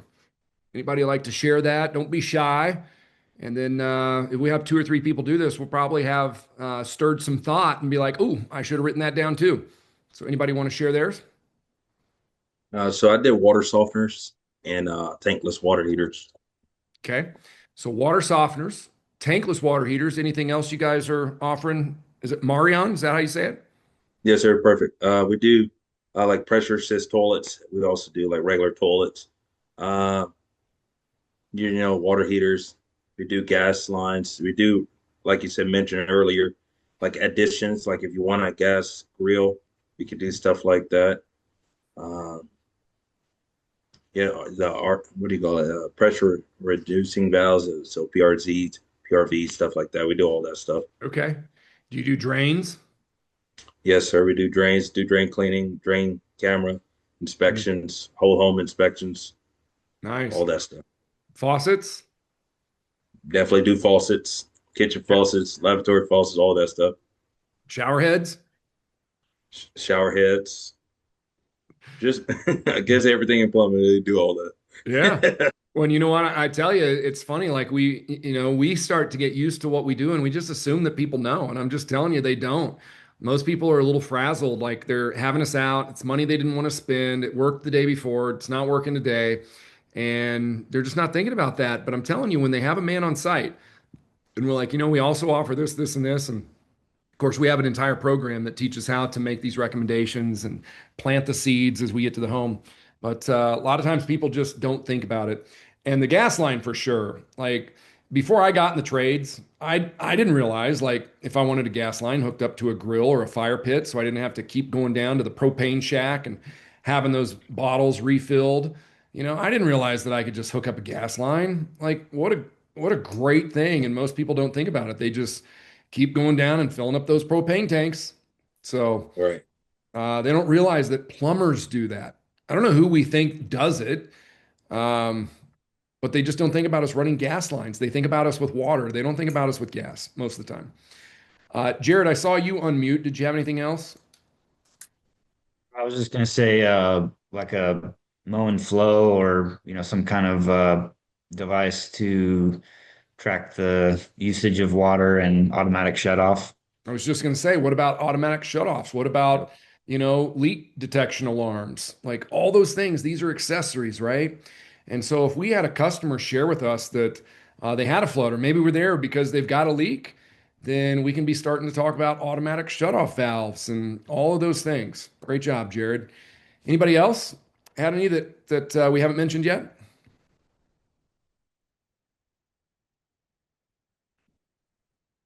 Going once, going twice. Did we really nail them all? Did you Go ahead. oh, sub pump installations with battery backups for when power goes out? There you go. Thank you, Lisa. Yeah, so sump pumps, battery backups. It's really, really good. Anything else you had down, Lisa? Um, a lot of mine are things that everybody else has already mentioned. Okay. Water filtration systems. Yep. Well, to me, a water softener and a water filtration system, sometimes you could say they're the same, but then there's so many different options, right? Like we can start talking about reverse osmosis and just all these different things to have conversations and provide options to our customers. It's very, very important that we have, I call it a priceless brochure, literally a brochure that contains all of these things, but without pricing. And our team was instructed to hand these off on every single call. And then you'd be amazed just by handing them this brochure of everything else that we do, because there were no prices. The brochure, it's a play on words, but I would say it was absolutely priceless. Because there was no pricing on the brochure. People would say, "Hey, I saw this thing over here. How much is that?" And then we would do what we call rare listen. And we would just simply say, "It sounds like you might be interested in a whole home water filtration system, or sounds like you might be interested in some additional air quality for your home." And then they would go, "Well, yeah, I mean, I'm just wondering how much it is." And then we would say, "And if we were able to get the investment to fit within your budget, it might be something you'd like to know about." "Well, yeah, okay, great. Why don't we sit down and chat for a few minutes?" So it's amazing. It's a great way to get them to the table, share with them what we found. So great job, Lisa. Anybody else before we move on to our next assignment? Those were great additions. Anybody else have anything that hasn't been mentioned? Okay, now for the ones that you mentioned, let me check the chat. I see a little red Yeah, it dot looks like there. we've got a Oh, $99 yearly membership as well in there. yeah, great one. Yeah, I mean, that's an accessory, right? That's an additional product or service that we offer. And so a membership, right? I love that. Club memberships, really, really big. And if you guys don't know, our bigger competitors, I mean, that's one of their main things on their agenda is to lock that customer up as their customer. So they have highly trained teams that are trying to get a membership on every call, right? They have CSRs selling memberships, technicians selling memberships, of course, offering discounts to get the membership, and then have the email address, the ongoing communication. So yeah, memberships is a really good one. I appreciate whoever it is there on their iPhone that put that in there. Okay. Next up, 3 more minutes. Now, what we're going to do, this one gets a little bit more difficult. I want us to think in emotional terms, okay? I'll give you an example on the heating and air conditioning side so I don't give away any more on the plumbing side. If I'm trying to get a new homeowner to install a brand new furnace with a variable speed blower motor and a modulating gas valve, I'm not going to talk a lot of technical terms about that and talk about serial numbers and all that. I might mention it once. I usually don't focus on brand. Even when I was Linux Partner of the Year, we didn't wear Linux gear. We didn't have Linux logos on our trucks or our website. We promoted our brand. And then we would get in the home and we would talk about, the recommendation is that we're going to move forward with a variable speed modulating furnace. And at that point, we would turn it to the emotional things that it does. And we would say, now that's the blower motor that's going to run 24 hours a day, 7 days a week at about the wattage of a 60-watt light bulb. Okay. It's actually going to be more efficient than your current furnace coming on, shutting off, coming on, shutting off. And when that blower is running, it's going to be sucking all the cold air out of the basement, and it's going to be redistributing that even when the furnace isn't on. And it's going to be taking cold air and putting it up to the top floors. And it's going to be taking the warm air, heat rises, and it's going to be through the return system, bringing it back down to the unit. And as that blower churns all day long, it's going to redistribute and balance out the air in your home. Now, earlier, John, you had talked about your son, Ethan, how Ethan's room over the garage with 3 exposed walls just remains freezing cold all winter long. In fact, you have a kerosene heater in there. Or maybe these days it wouldn't be kerosene. You could just say you have an electric heating unit in there. And you shared how you're afraid that Ethan's going to take off his socks in the middle of the night and it's going to land on one of those heaters in his room and potentially catch fire. This is the furnace that is going to help redistribute the air in your home, moving hot air down in the wintertime, moving cold air up, redistributing all of that, and making your home from upstairs to downstairs much more level, much more comfortable. It is the unit that's going to help us get those very dangerous heaters out of Ethan's room and allow you all to sleep better at night. I'm also going to recommend, and that's all in step 2. So that's what we're looking for here is what is the challenge? The challenge in that situation was I've got an upstairs bedroom over a garage that won't heat up in the wintertime like the rest of the rooms in the house. Therefore, my son is shivering at night with 3 blankets piled on him with a heating device plugged into the wall that could catch fire in a bad situation. So the benefit is now Ethan's going to have a nice warm room. We're going to redistribute the air, and you're all going to be able to sleep at night knowing that Ethan's no longer in danger. This is the furnace that's going to help to solve those challenges. So that's what we're going to do now. So for all of your accessories, the products, the services that you listed, I want you to just write down briefly, what is the challenge? If you need an extra sheet of paper, this is just 3 minutes to get your brain fired up. You can go back and revisit this exercise tonight, tomorrow, over the weekend, and really dial this in. But over the next 3 minutes, think about what is the challenge that a PRV solves and what is the benefit, right?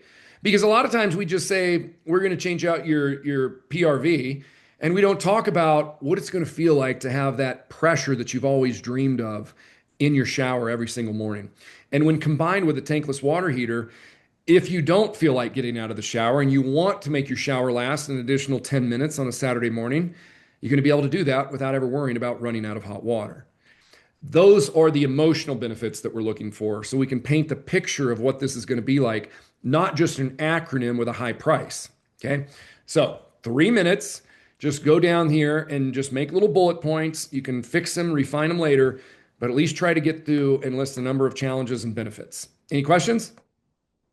3, 2, 1. All right. 3 minutes, write down as much as you can.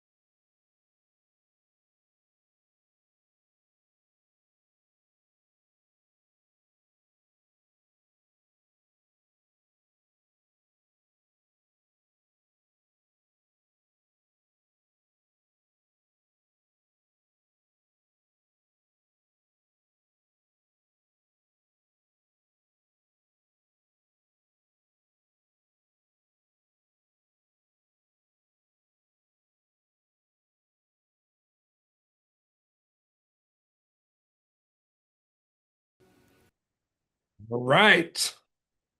Let's do it again. See if we can get some folks to share the challenge that your product or service addresses and the benefit to the homeowner in emotional terms. Anybody want to start us out?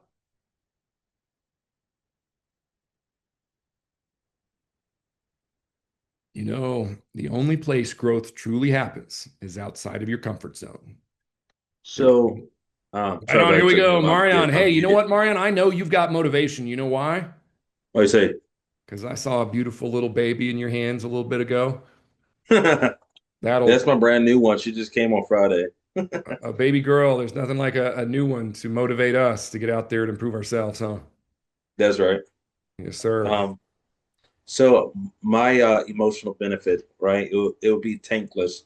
And so I was trying to what I've done before, and what I try to upsell is I always go to the pump because the biggest complaint people have, they want the endless hot water, but they don't realize that you still have to wait for the water to travel.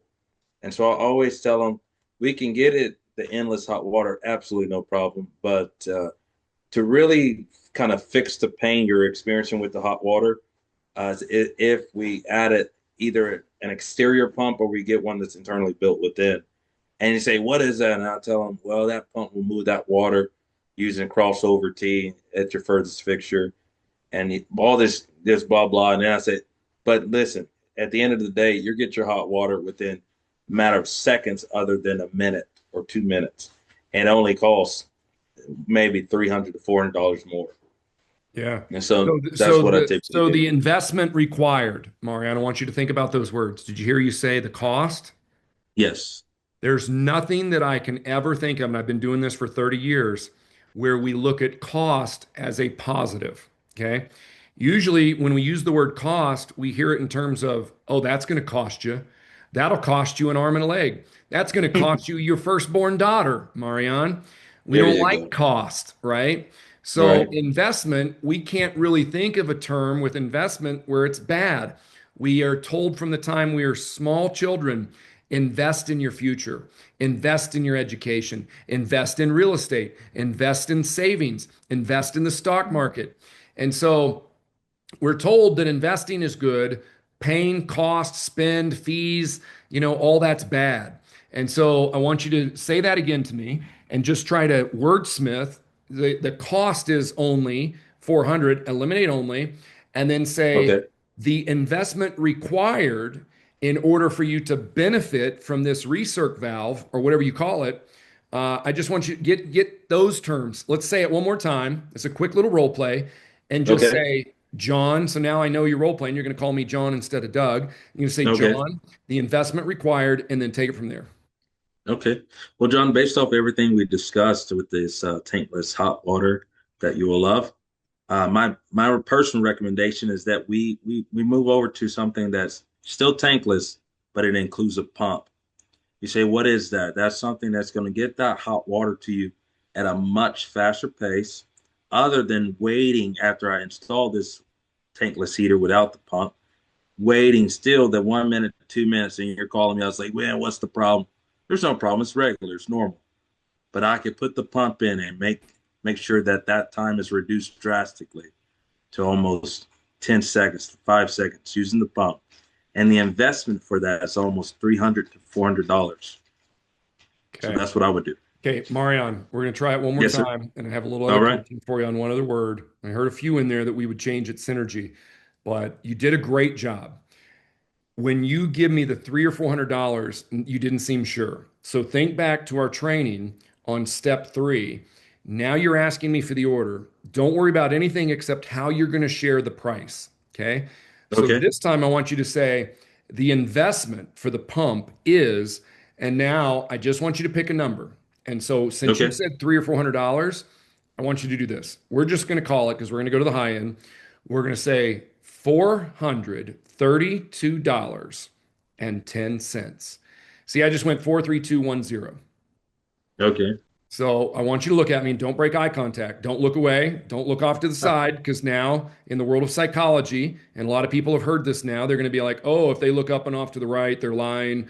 And so I just want you to stare at this camera and say, John, the total investment required to install this pump is, and then say $432.10. Got it.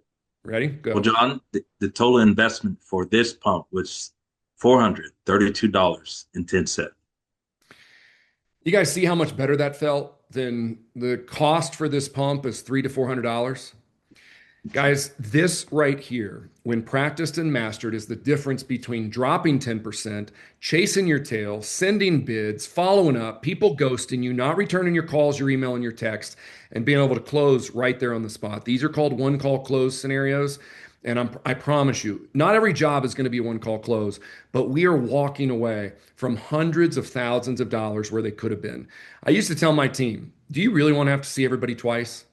Because if we could teach a way to lower sales resistance, to earn better trust, to stand behind our work, communicate the value we bring, you can see twice as many people. Because if I have to see everybody twice, I can only see half as many people, right? So I can become much more efficient if I work to master these skills. I burn less fuel, I need less leads. Now I'm open to go serve other people or spend time with my newborn child.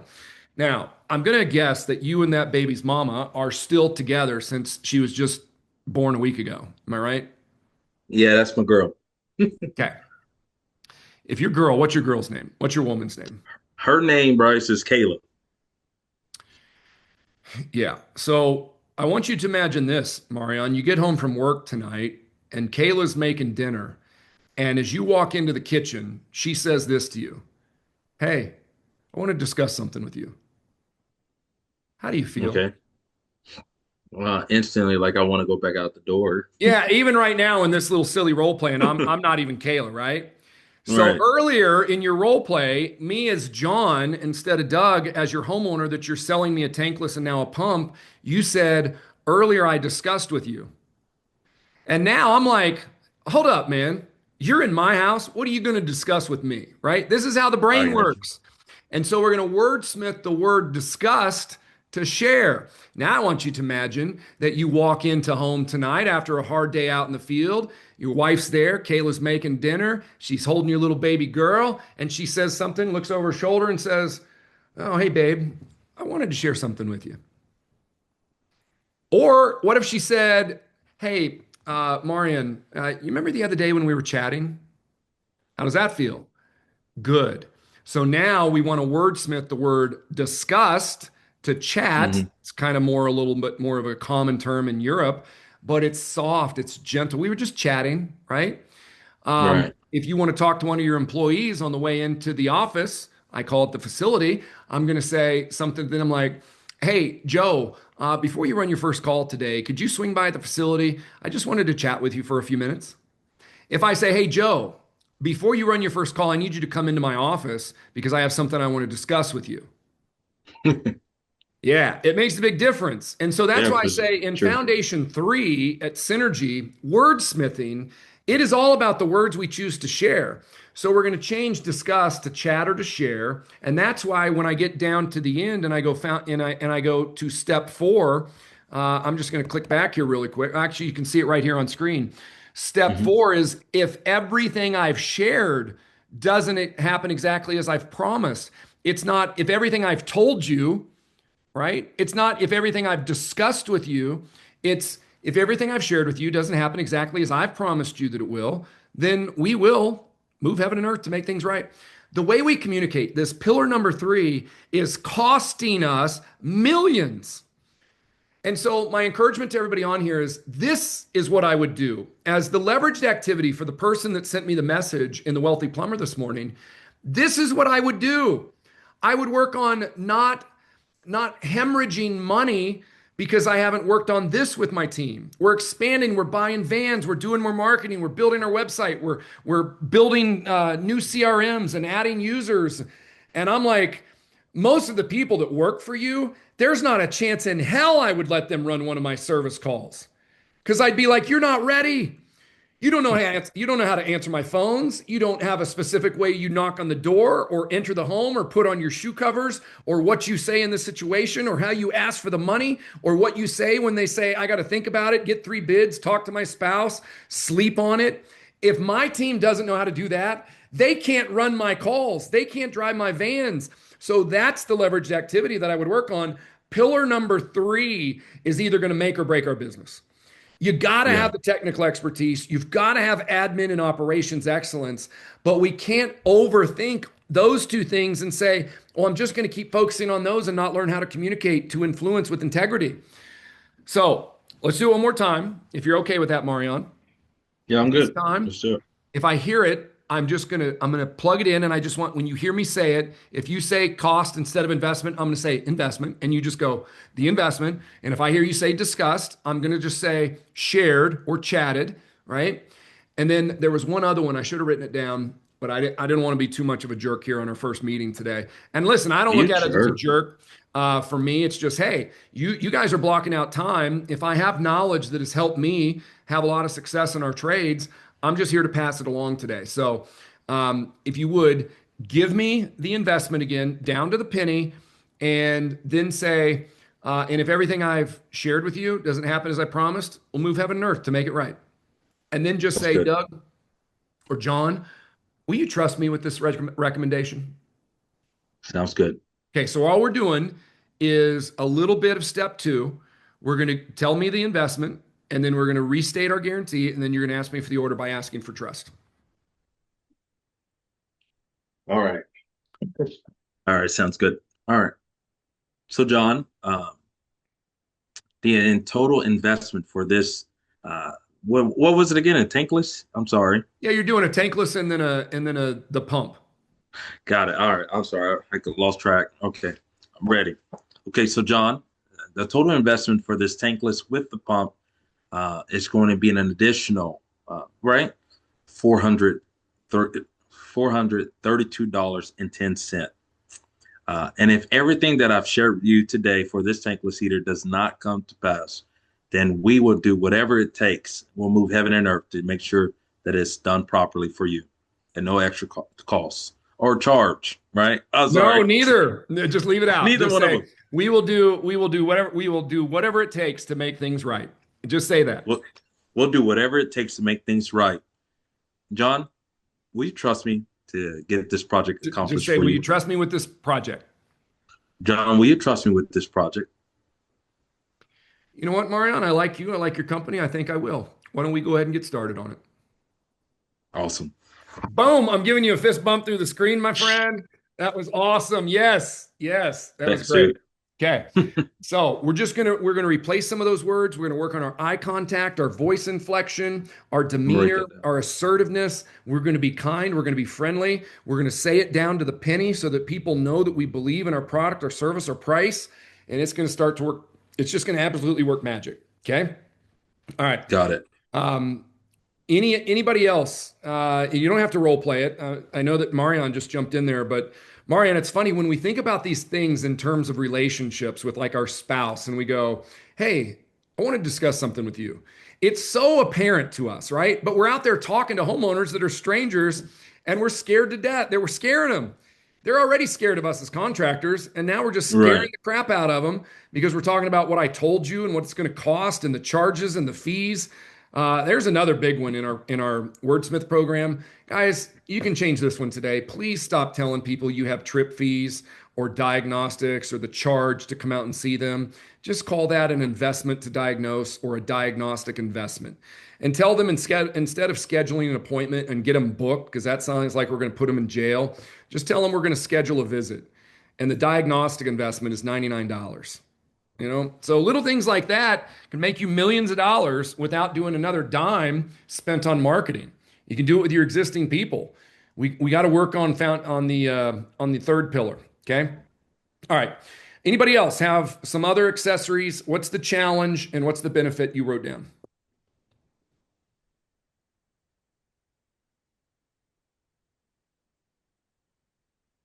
See some friendly faces on here. Jared, you have any? Yeah.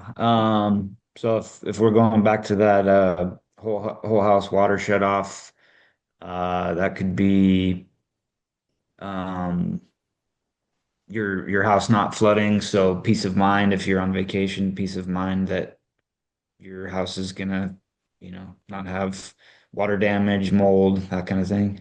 Correct. So let's define the challenge. Why would somebody install an automatic water shutoff? What would the challenge be? Um, a leak in the house is the challenge. Yeah. So then we're going to paint a picture. We call this scientifically, it's called a transderivational search, where we create an image in the mind of the consumer. And so we do that, we call it painting a picture. And we say something like this. Jared, I want you to imagine, we were here repairing a leak today. And I want you to imagine if this would have happened and it would have got progressively worse when you were on a week's vacation down in Cancun. Can you imagine the problem and the challenge you would have come home to with a flooded basement? Now I've irritated the pain a little bit. I've created this image in his mind of his home flooding. And then I say, while we're here today, I'm also going to recommend that we move forward with an automatic water shutoff valve. What that's going to do is if at any point it detects a leak like the one that you had today, it will automatically shut off your system, saving you from perhaps tens of thousands, if not $100,000 worth of damage, or even needing to make a claim with your insurance. With skyrocketing insurance rates, I can assure you that this pales in comparison when it comes down to the investment. So now what I've done is I've painted a picture. It's like, okay, he may be going on vacation sometime in the next year. He did have a leak today. We might ask them a question if we weren't there for a leak today. We'd say, I was working down there in your mechanical room, and I noticed while I was evaluating the water heater that you don't have any type of automatic water shutoff to protect you and your family. Have you ever thought about installing anything like that? Most of the time, the homeowner is going to go, I'm not even sure what you're talking about. Now you're going to talk about leak detection, automatic water shutoffs, the benefits of those, the challenges that you would identify, and then just make the recommendation. A lot of times before you even get done, they're going to go, well, how much would that cost? And then I would say, well, it sounds like you're concerned about the investment, but if we were able to get it to fit into your family's budget, it could be something you'd be interested in installing. Well, yeah, it just depends on the price. The total investment for a water shutoff completely installed with our warranties and guarantees, and then boom, you give them the price down to the penny. And then as soon as you give them the price, you say, and John, like I assured you before, if everything doesn't happen exactly as I promised you that it will, we'll move heaven and earth to make things right. Will you trust me with this recommendation? And we just ask for the order there again. It's amazing how your tickets will grow when we just start doing this. Okay. Now, for me, and for those of you in my program, you know that we're getting to the bottom of all of this before we even start step one. Here, we're kind of coming back after the fact and role playing it like we didn't bring it up in the first place. That's not what my system teaches, but we're here, we're new, we're just kind of walking through this. But if you remember when I started the 5-part closing sequence, I'm going to identify everything that I'm going to recommend based on the information that this homeowner has shared with me and that we've conversed about. And then I'm going to say, thanks for sharing all that with me, John. Here's what I'm going to recommend, and here's why. And then I'm going to start going through all of the things I'm recommending in step two.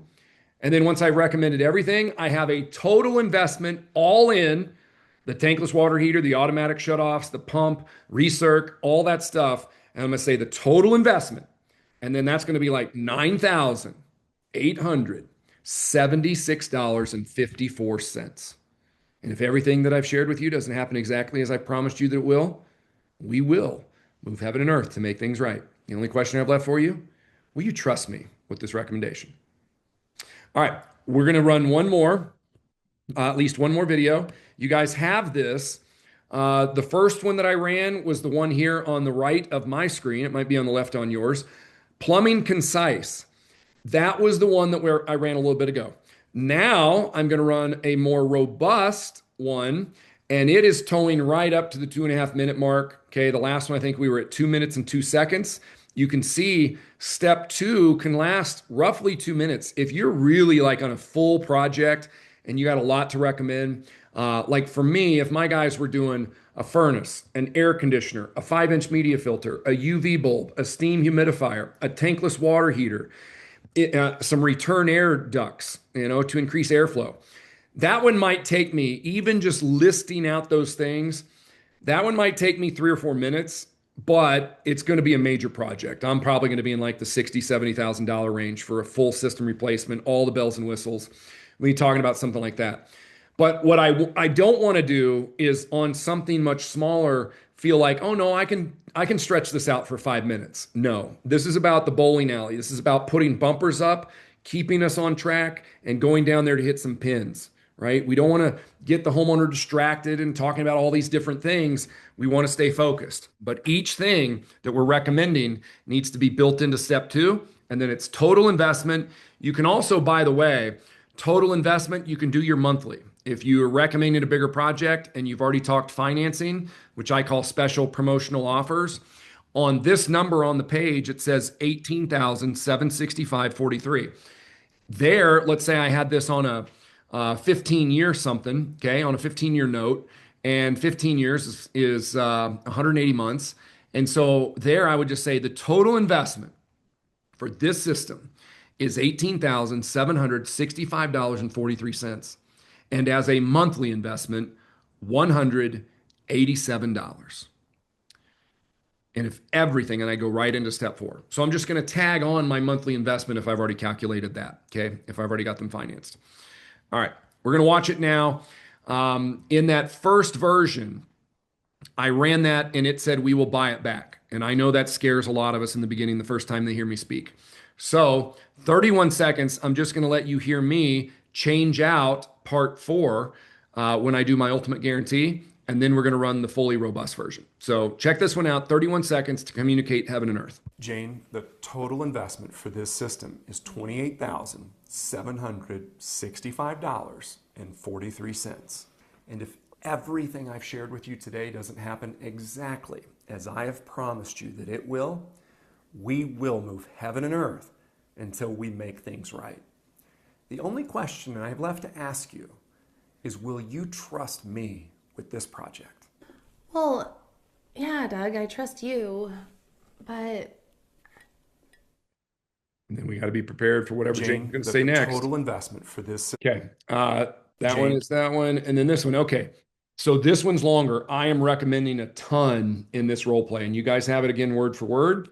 So here comes plumbing, robust. We're going to recommend a lot of stuff here. This is about as long as I would really want my 5-part to go, but I just want to show you the longer version. Jane, here's what I'm going to recommend, and here's why. I'm going to recommend that we move forward with the whole home water purification system. And when I arrived, you shared with me that you've become concerned about the quality of the water coming from your tap. And in addition to feeling like you're spending way too much on bottled water, the taste of your water has gotten so bad that you've stopped inviting your friends over. Now, you also shared with me that your daughter Jordan suffers from rather severe bouts of eczema, with dry skin, itching, and cracking during the winter months. And quite frankly, it sounds like she's miserable nearly all winter long. The whole home water purification system is not only going to make your water taste perfectly pristine and save you a ton of money on bottled water, it's also going to go a long way to helping with Jordan's dry skin. You also shared with me that you consistently run out of water before you can fill your tub and enjoy a relaxing bath. Not to mention the early morning arguments that are occurring because Ethan's long showers before school. And because of this, I'm going to recommend that we move forward with the installation of the tankless water heater that we've been chatting about. You won't run out of hot water again, and John and Ethan will no longer be debating how long Ethan's showers should last. And Ethan will no longer need to set a 5-minute timer as he steps into the bathroom each morning. You'll be able to draw a bath anytime you want, even if there's a load of laundry going, or the dishwasher's running, or someone showering at the same time. yeah. You also shared with me that your family travels for both work and pleasure quite often. And after that scare with the water leak last year, that you sometimes lay awake wondering if everything's okay back home while you're on your trips. Now, because of this, I'm going to recommend that we install the automatic water shutoff with automatic leak detection. You and John will now be able to travel with confidence and get a great night's sleep each time you're away from home, feeling comfortable that your home is protected while you're away. And you'll be able to check in at any time through a convenient app on your phone, anywhere in the world with a Wi-Fi connection. Now, with less to be concerned about at home, John is going to be able to better handle the stress of his demanding career. And your family will be implementing the steps necessary to reduce your suffering from itching and cracking skin in the winter. And you and John are going to feel like mommy and daddy of the year as you help to eliminate the need for you to lather up Jordan on a daily basis with expensive creams and lotions. Now, Jane, the total investment for this system is $18,765.43. And if everything I've shared with you today doesn't happen exactly as I have promised you that it will, we will buy this system back at 100% of your original investment. The only question I have left to ask you is, will you trust me with this project? Yeah, I trust you, Doug, but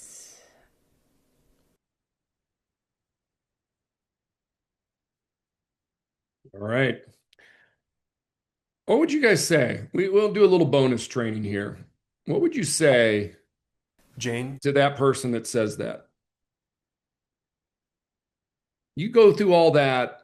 What are you saying? What are you teaching your staff to say to a homeowner that would say, yeah, I trust you, but I got to think about it? What if they said, I got to think about it? Call me next week. What would you say? Anybody? Don't be shy.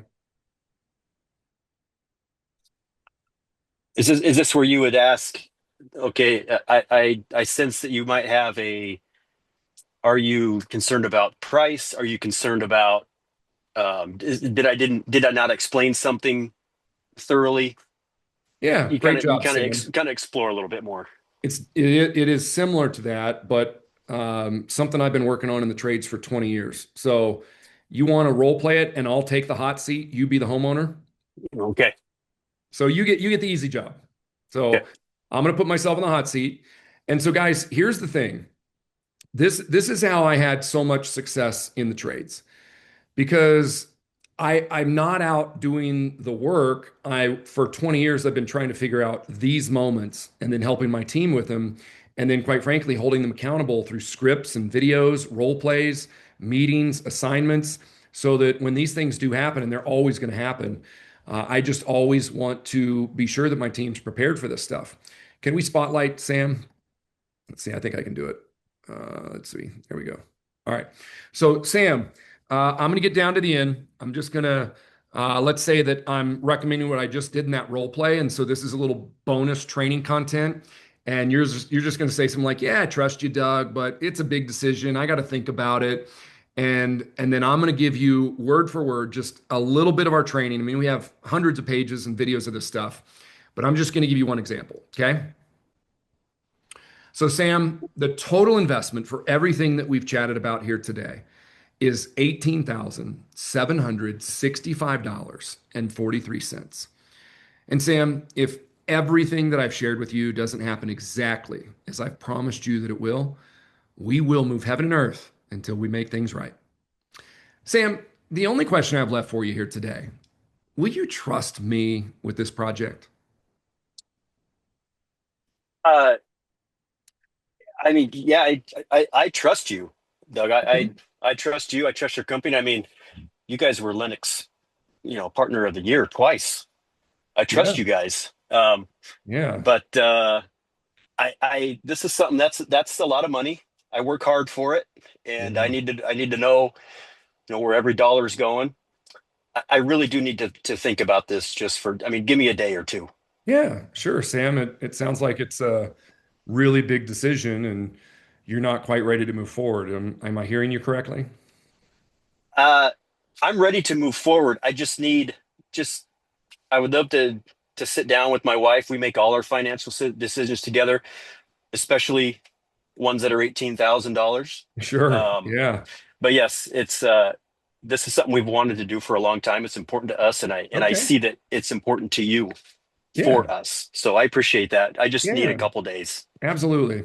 I appreciate you recognizing that. You had mentioned that we've won Linux Partner of the Year twice. It sounds like that part of our story really resonated with you, that we're not the typical contractor just out there trying to make a quick buck, and certainly not taking advantage of people.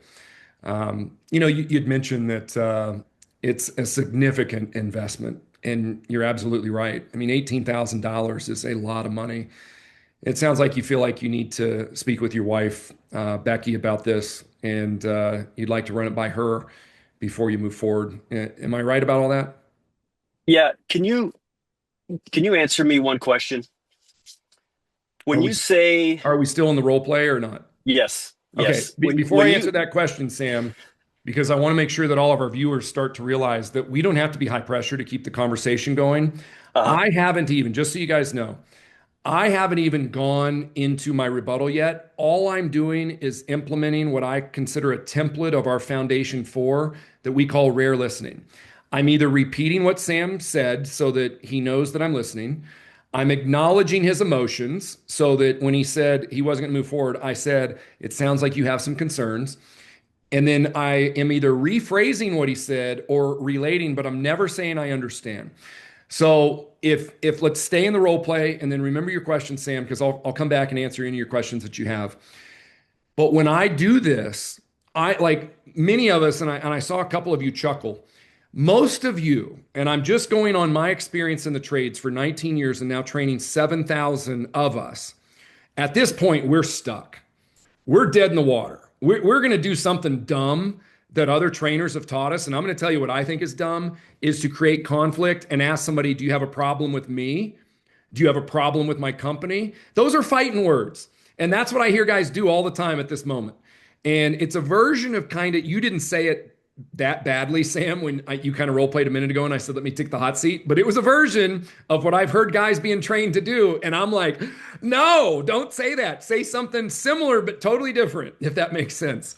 So let's jump back into the role play. Remember where we are. You've now introduced a price objection and a stall if I got to think about it. I'm just filing these away in my head. Then I said, am I hearing you correctly? You then introduce the money again, the time that you're going to need, at least 2 days. And now you're talking about your wife.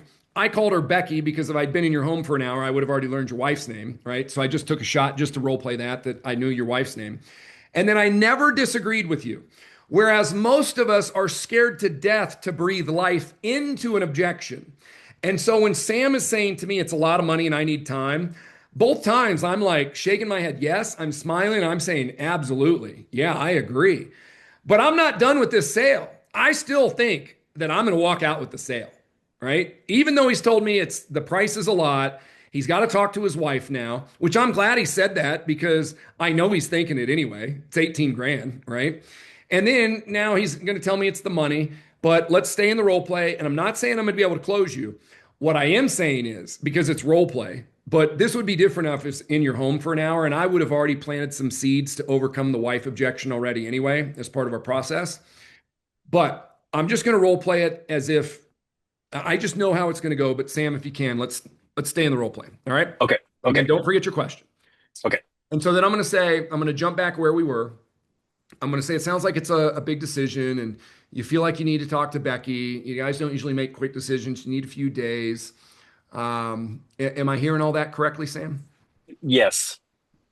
Yeah. Sam, I don't blame you. And this is a big decision. The last thing I would ever want you to be in is a position where you've got a challenge within your marriage over some water treatment and some hot water. I mean, that's just not worth it. Sam, let me ask you this. Most of the time in similar situations, when customers are ready to make a decision like this, but they're not quite ready to move forward, they've shared with us that it's usually one of three things. Either number one, they have some additional questions that maybe we haven't answered yet. Number two, they're not sure if the product that we've recommended will work for them in their home and their situation. Or number three, it just comes down to the investment. Sam, which one of those do you think it is for you? Do you have some additional questions? I think for me, my wife, Becky, is really big on, say, warranties, Sure. follow up.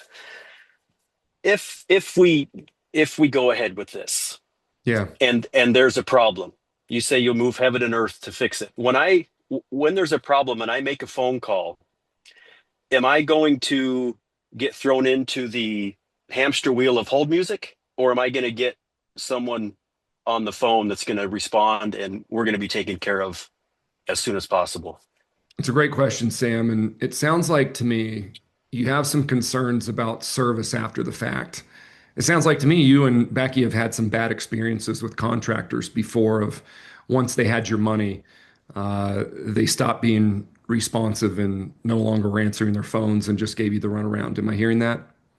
Yeah, if I could just get a little clarification on that, I feel comfortable moving forward with this without, she'll be fine with it as long as I Yeah. can explain to her the aftercare that Yeah. I can move forward with this. I appreciate that, Sam, and I appreciate the trust. Earlier we were chatting and I was sharing with you about over 500 five-star reviews and how when we did win that award, that we were selected for that award, not because of overwhelming revenue.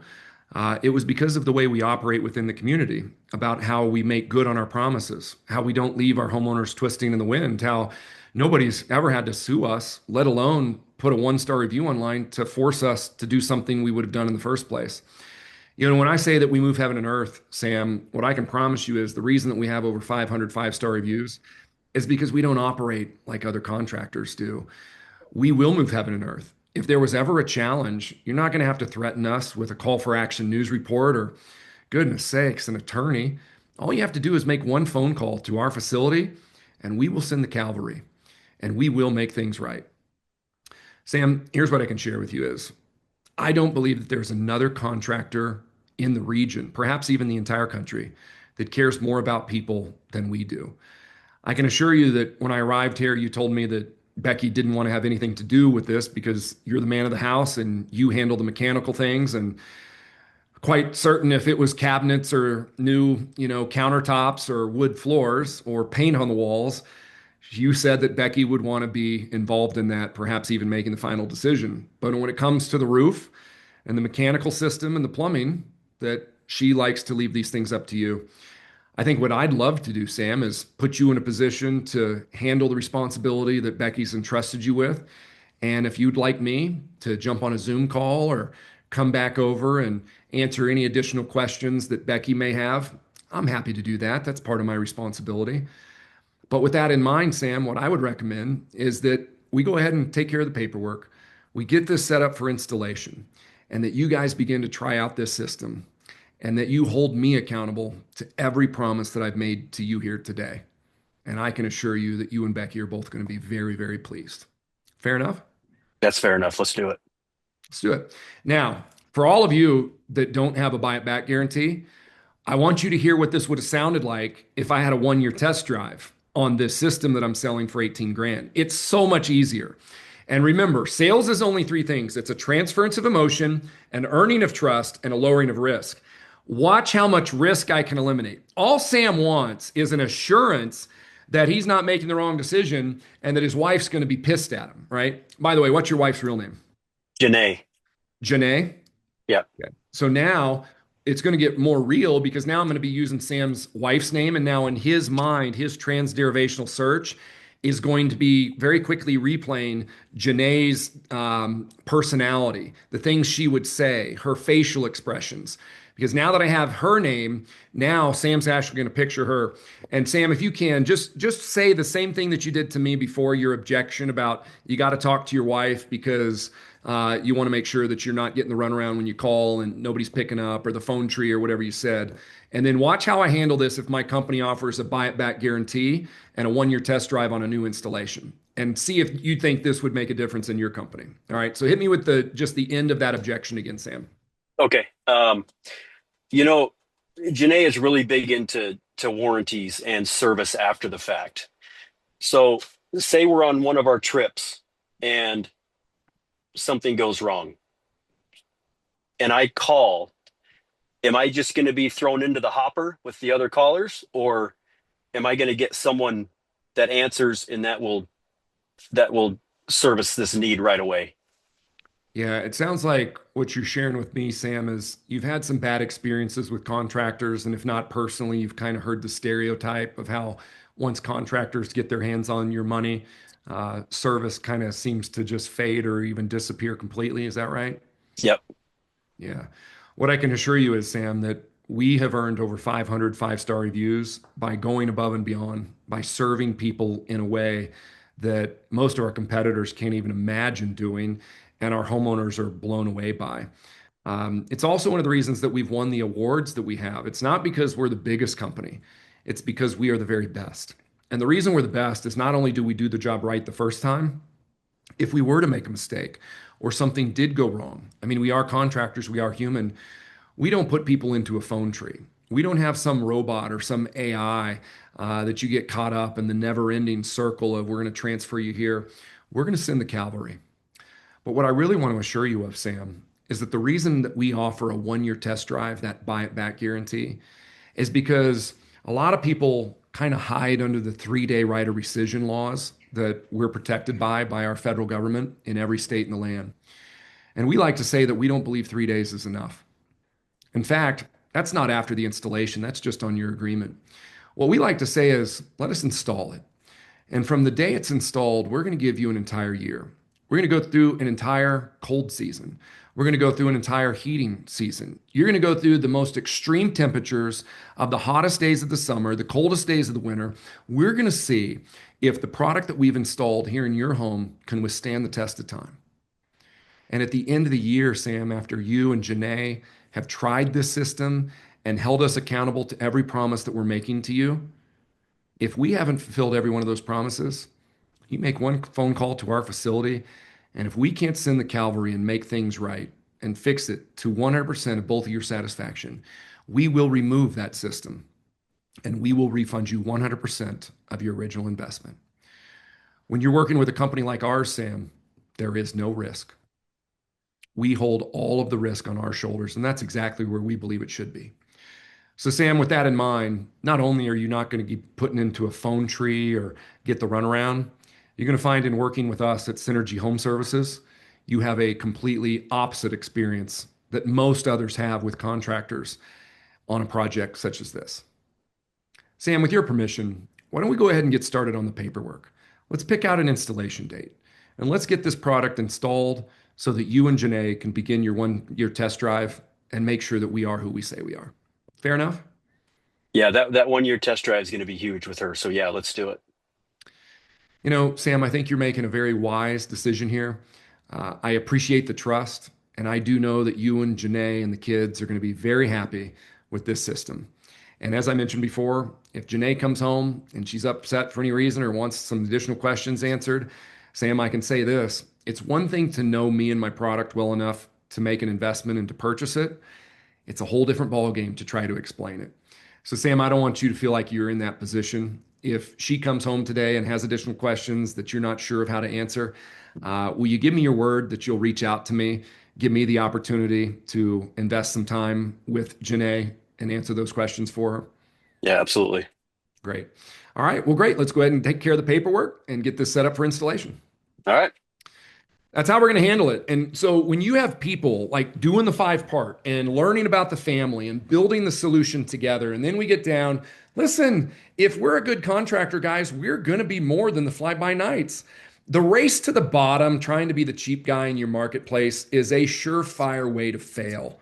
You're going to land some jobs every now and then, or a lot. You get to land a lot of jobs. I mean, listen, I didn't have a 100% close rate at my company in Colorado. I didn't want it.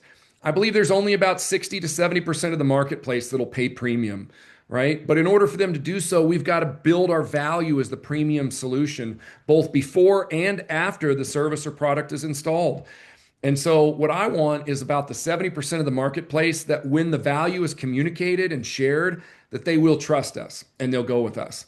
And there's going to be customers that are always just going to go with the cheap guy. I just know that I can't expand. I can't buy new trucks. I can't provide all expense paid vacations for my employee of the year. I can't do 401ks and matching, and I can't pay for their insurance. And I'm not even talking about liability and van insurance. I'm talking about their health insurance, that of their wives, of their kids. I've got to be able to recruit the best talent out there. And in order to do that, I've got to be able to compensate them well.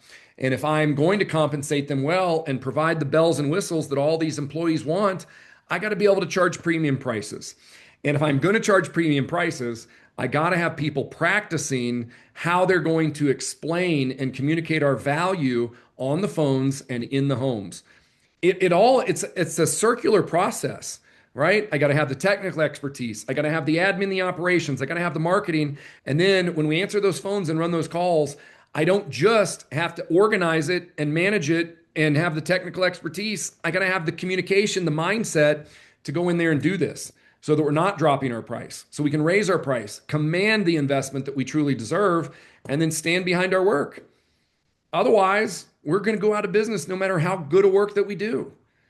And that's really a sad state of affairs. And so my message to all of us is today, whether it's me or some other trainer, if you found one that teaches integrity, we cannot let the third pillar in our business go unaddressed. It's got to become the foundation now that we're in business and are doing the work and are organizing our labor and our calls and our CRM and our marketing and our website. The thing that is a must that I would be relentless on is what meetings are we having in order to work on these leveraged activities that are going to make the biggest difference for the rest of our lives in our company. That's my recommendation. Sam, in the middle of that, we were jumping out of the role play. Did you get your question answered, or what were you going to say when you guys, Doug? How does this work? Like, do you remember what you were going to say early on in that role play? So when I said, "Hey, can I ask you a question?" Yeah. Yeah, that was part of my role play. I was going to ask you if I call, Oh, what's I thought you going were to going to be? step out of the role play and say, No, no, Doug, no. like, No, I said, let me ask you. I was as the customer asking you what's going to happen when I If call we when go there's a back, problem. okay, my apologies then. I thought what I have a rule here at Synergy when we role play and that I have at my companies, and I just tell my guys, there's going to be times where you have a question or you lose your train of thought, and I call it you have to sit in it. You got to let the blood that it races to your heart and then your buys, your tries, and your thighs. It's called flight or flight. And so the blood drains from your brain, you're ready to fight or flight. And so I've trained and I've conditioned my teams to say, when you lose your train of thought or you start thinking something else, just sit in it because you don't get to restart with a homeowner. And if I go back and I listen to the tape, Sam, I thought you said Doug. And that's why I always role play as John. Because anytime somebody says Doug, I'm like, oh, they're asking Doug the trainer. They're not asking John the homeowner. And so that's why we call them John and Jane. And that's why I just always have us role playing that way so that we always know if somebody's stepping out of role play or not. So my apologies, Sam, if you were just asking me a question in the role play. Um, I hope we've learned some things today, guys. We've been on here 2 hours and 13 minutes, about 2 hours and 10 minutes since we really got going. I have Bryce Thomas. Bryce is our director of product development on the call today. Bryce, let's spotlight Bryce here for a minute. Sam, any other questions before we take you off the spotlight? No, we got it. Thank you so much. I Appreciate it. appreciate you, man. It makes such a better training event when we get participation. So, Sam, I really, really appreciate you jumping in there. I'm never looking to embarrass anybody. The most I would ever do is what we did with Marion today, where I say, okay, let's practice it. Let's eliminate the word cost. Let's not say disgust. Marion got some great feedback from the team here today, a lot of love and a lot of great job. Usually, what I'll do, especially early on, I'm not looking to embarrass anybody. I don't expect you to know my content. I just say, let me take the hot seat. Give me your toughest objections and let me share with you how we'd handle them. So hopefully that helped you guys a little bit today, plus the handout. Bryce has been with us 3.5 years. He runs the show here. He's top dog here at Synergy. And Bryce, did you have anything you want to add as we wrap it up today? Yeah, awesome work, everyone. Like Marion and Sam and anyone else that interacted and role played and got out of the comfort zone. Huge kudos to you guys. Out of everybody on this call, those who got out of their comfort zone and jumped onto the Zoom and practiced and asked questions and did all that, you guys absolutely got the most out of this call. And the more consistently you do that, the more consistently you log in and you ask questions and you join Jared's calls and all that good stuff, the quicker and quicker you guys will achieve your goals in business and life and everything else that you want to do. So kudos to you guys. Before we jump off here, I just wanted to make a quick, I guess, share a quick message here. I got a few messages during this call about synergy and about potentially getting started. And I will say before I go into any of that, Doug and I try really, really hard.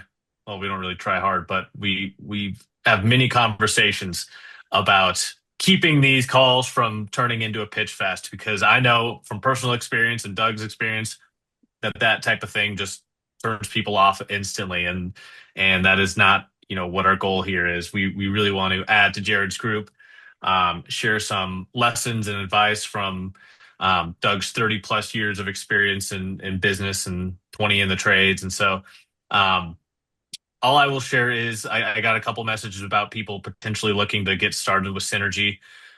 Literally, all you have to do is head to our website, click on the contact button on the top right, fill out that form, and then it'll lead you to a booking page where you can get scheduled with me, and we'll have a quick conversation and see if it makes sense. And if you have any other questions, anything like that, feel free to send any of us an email. Our emails are all within there as well in the chat there. Doug sent those in earlier.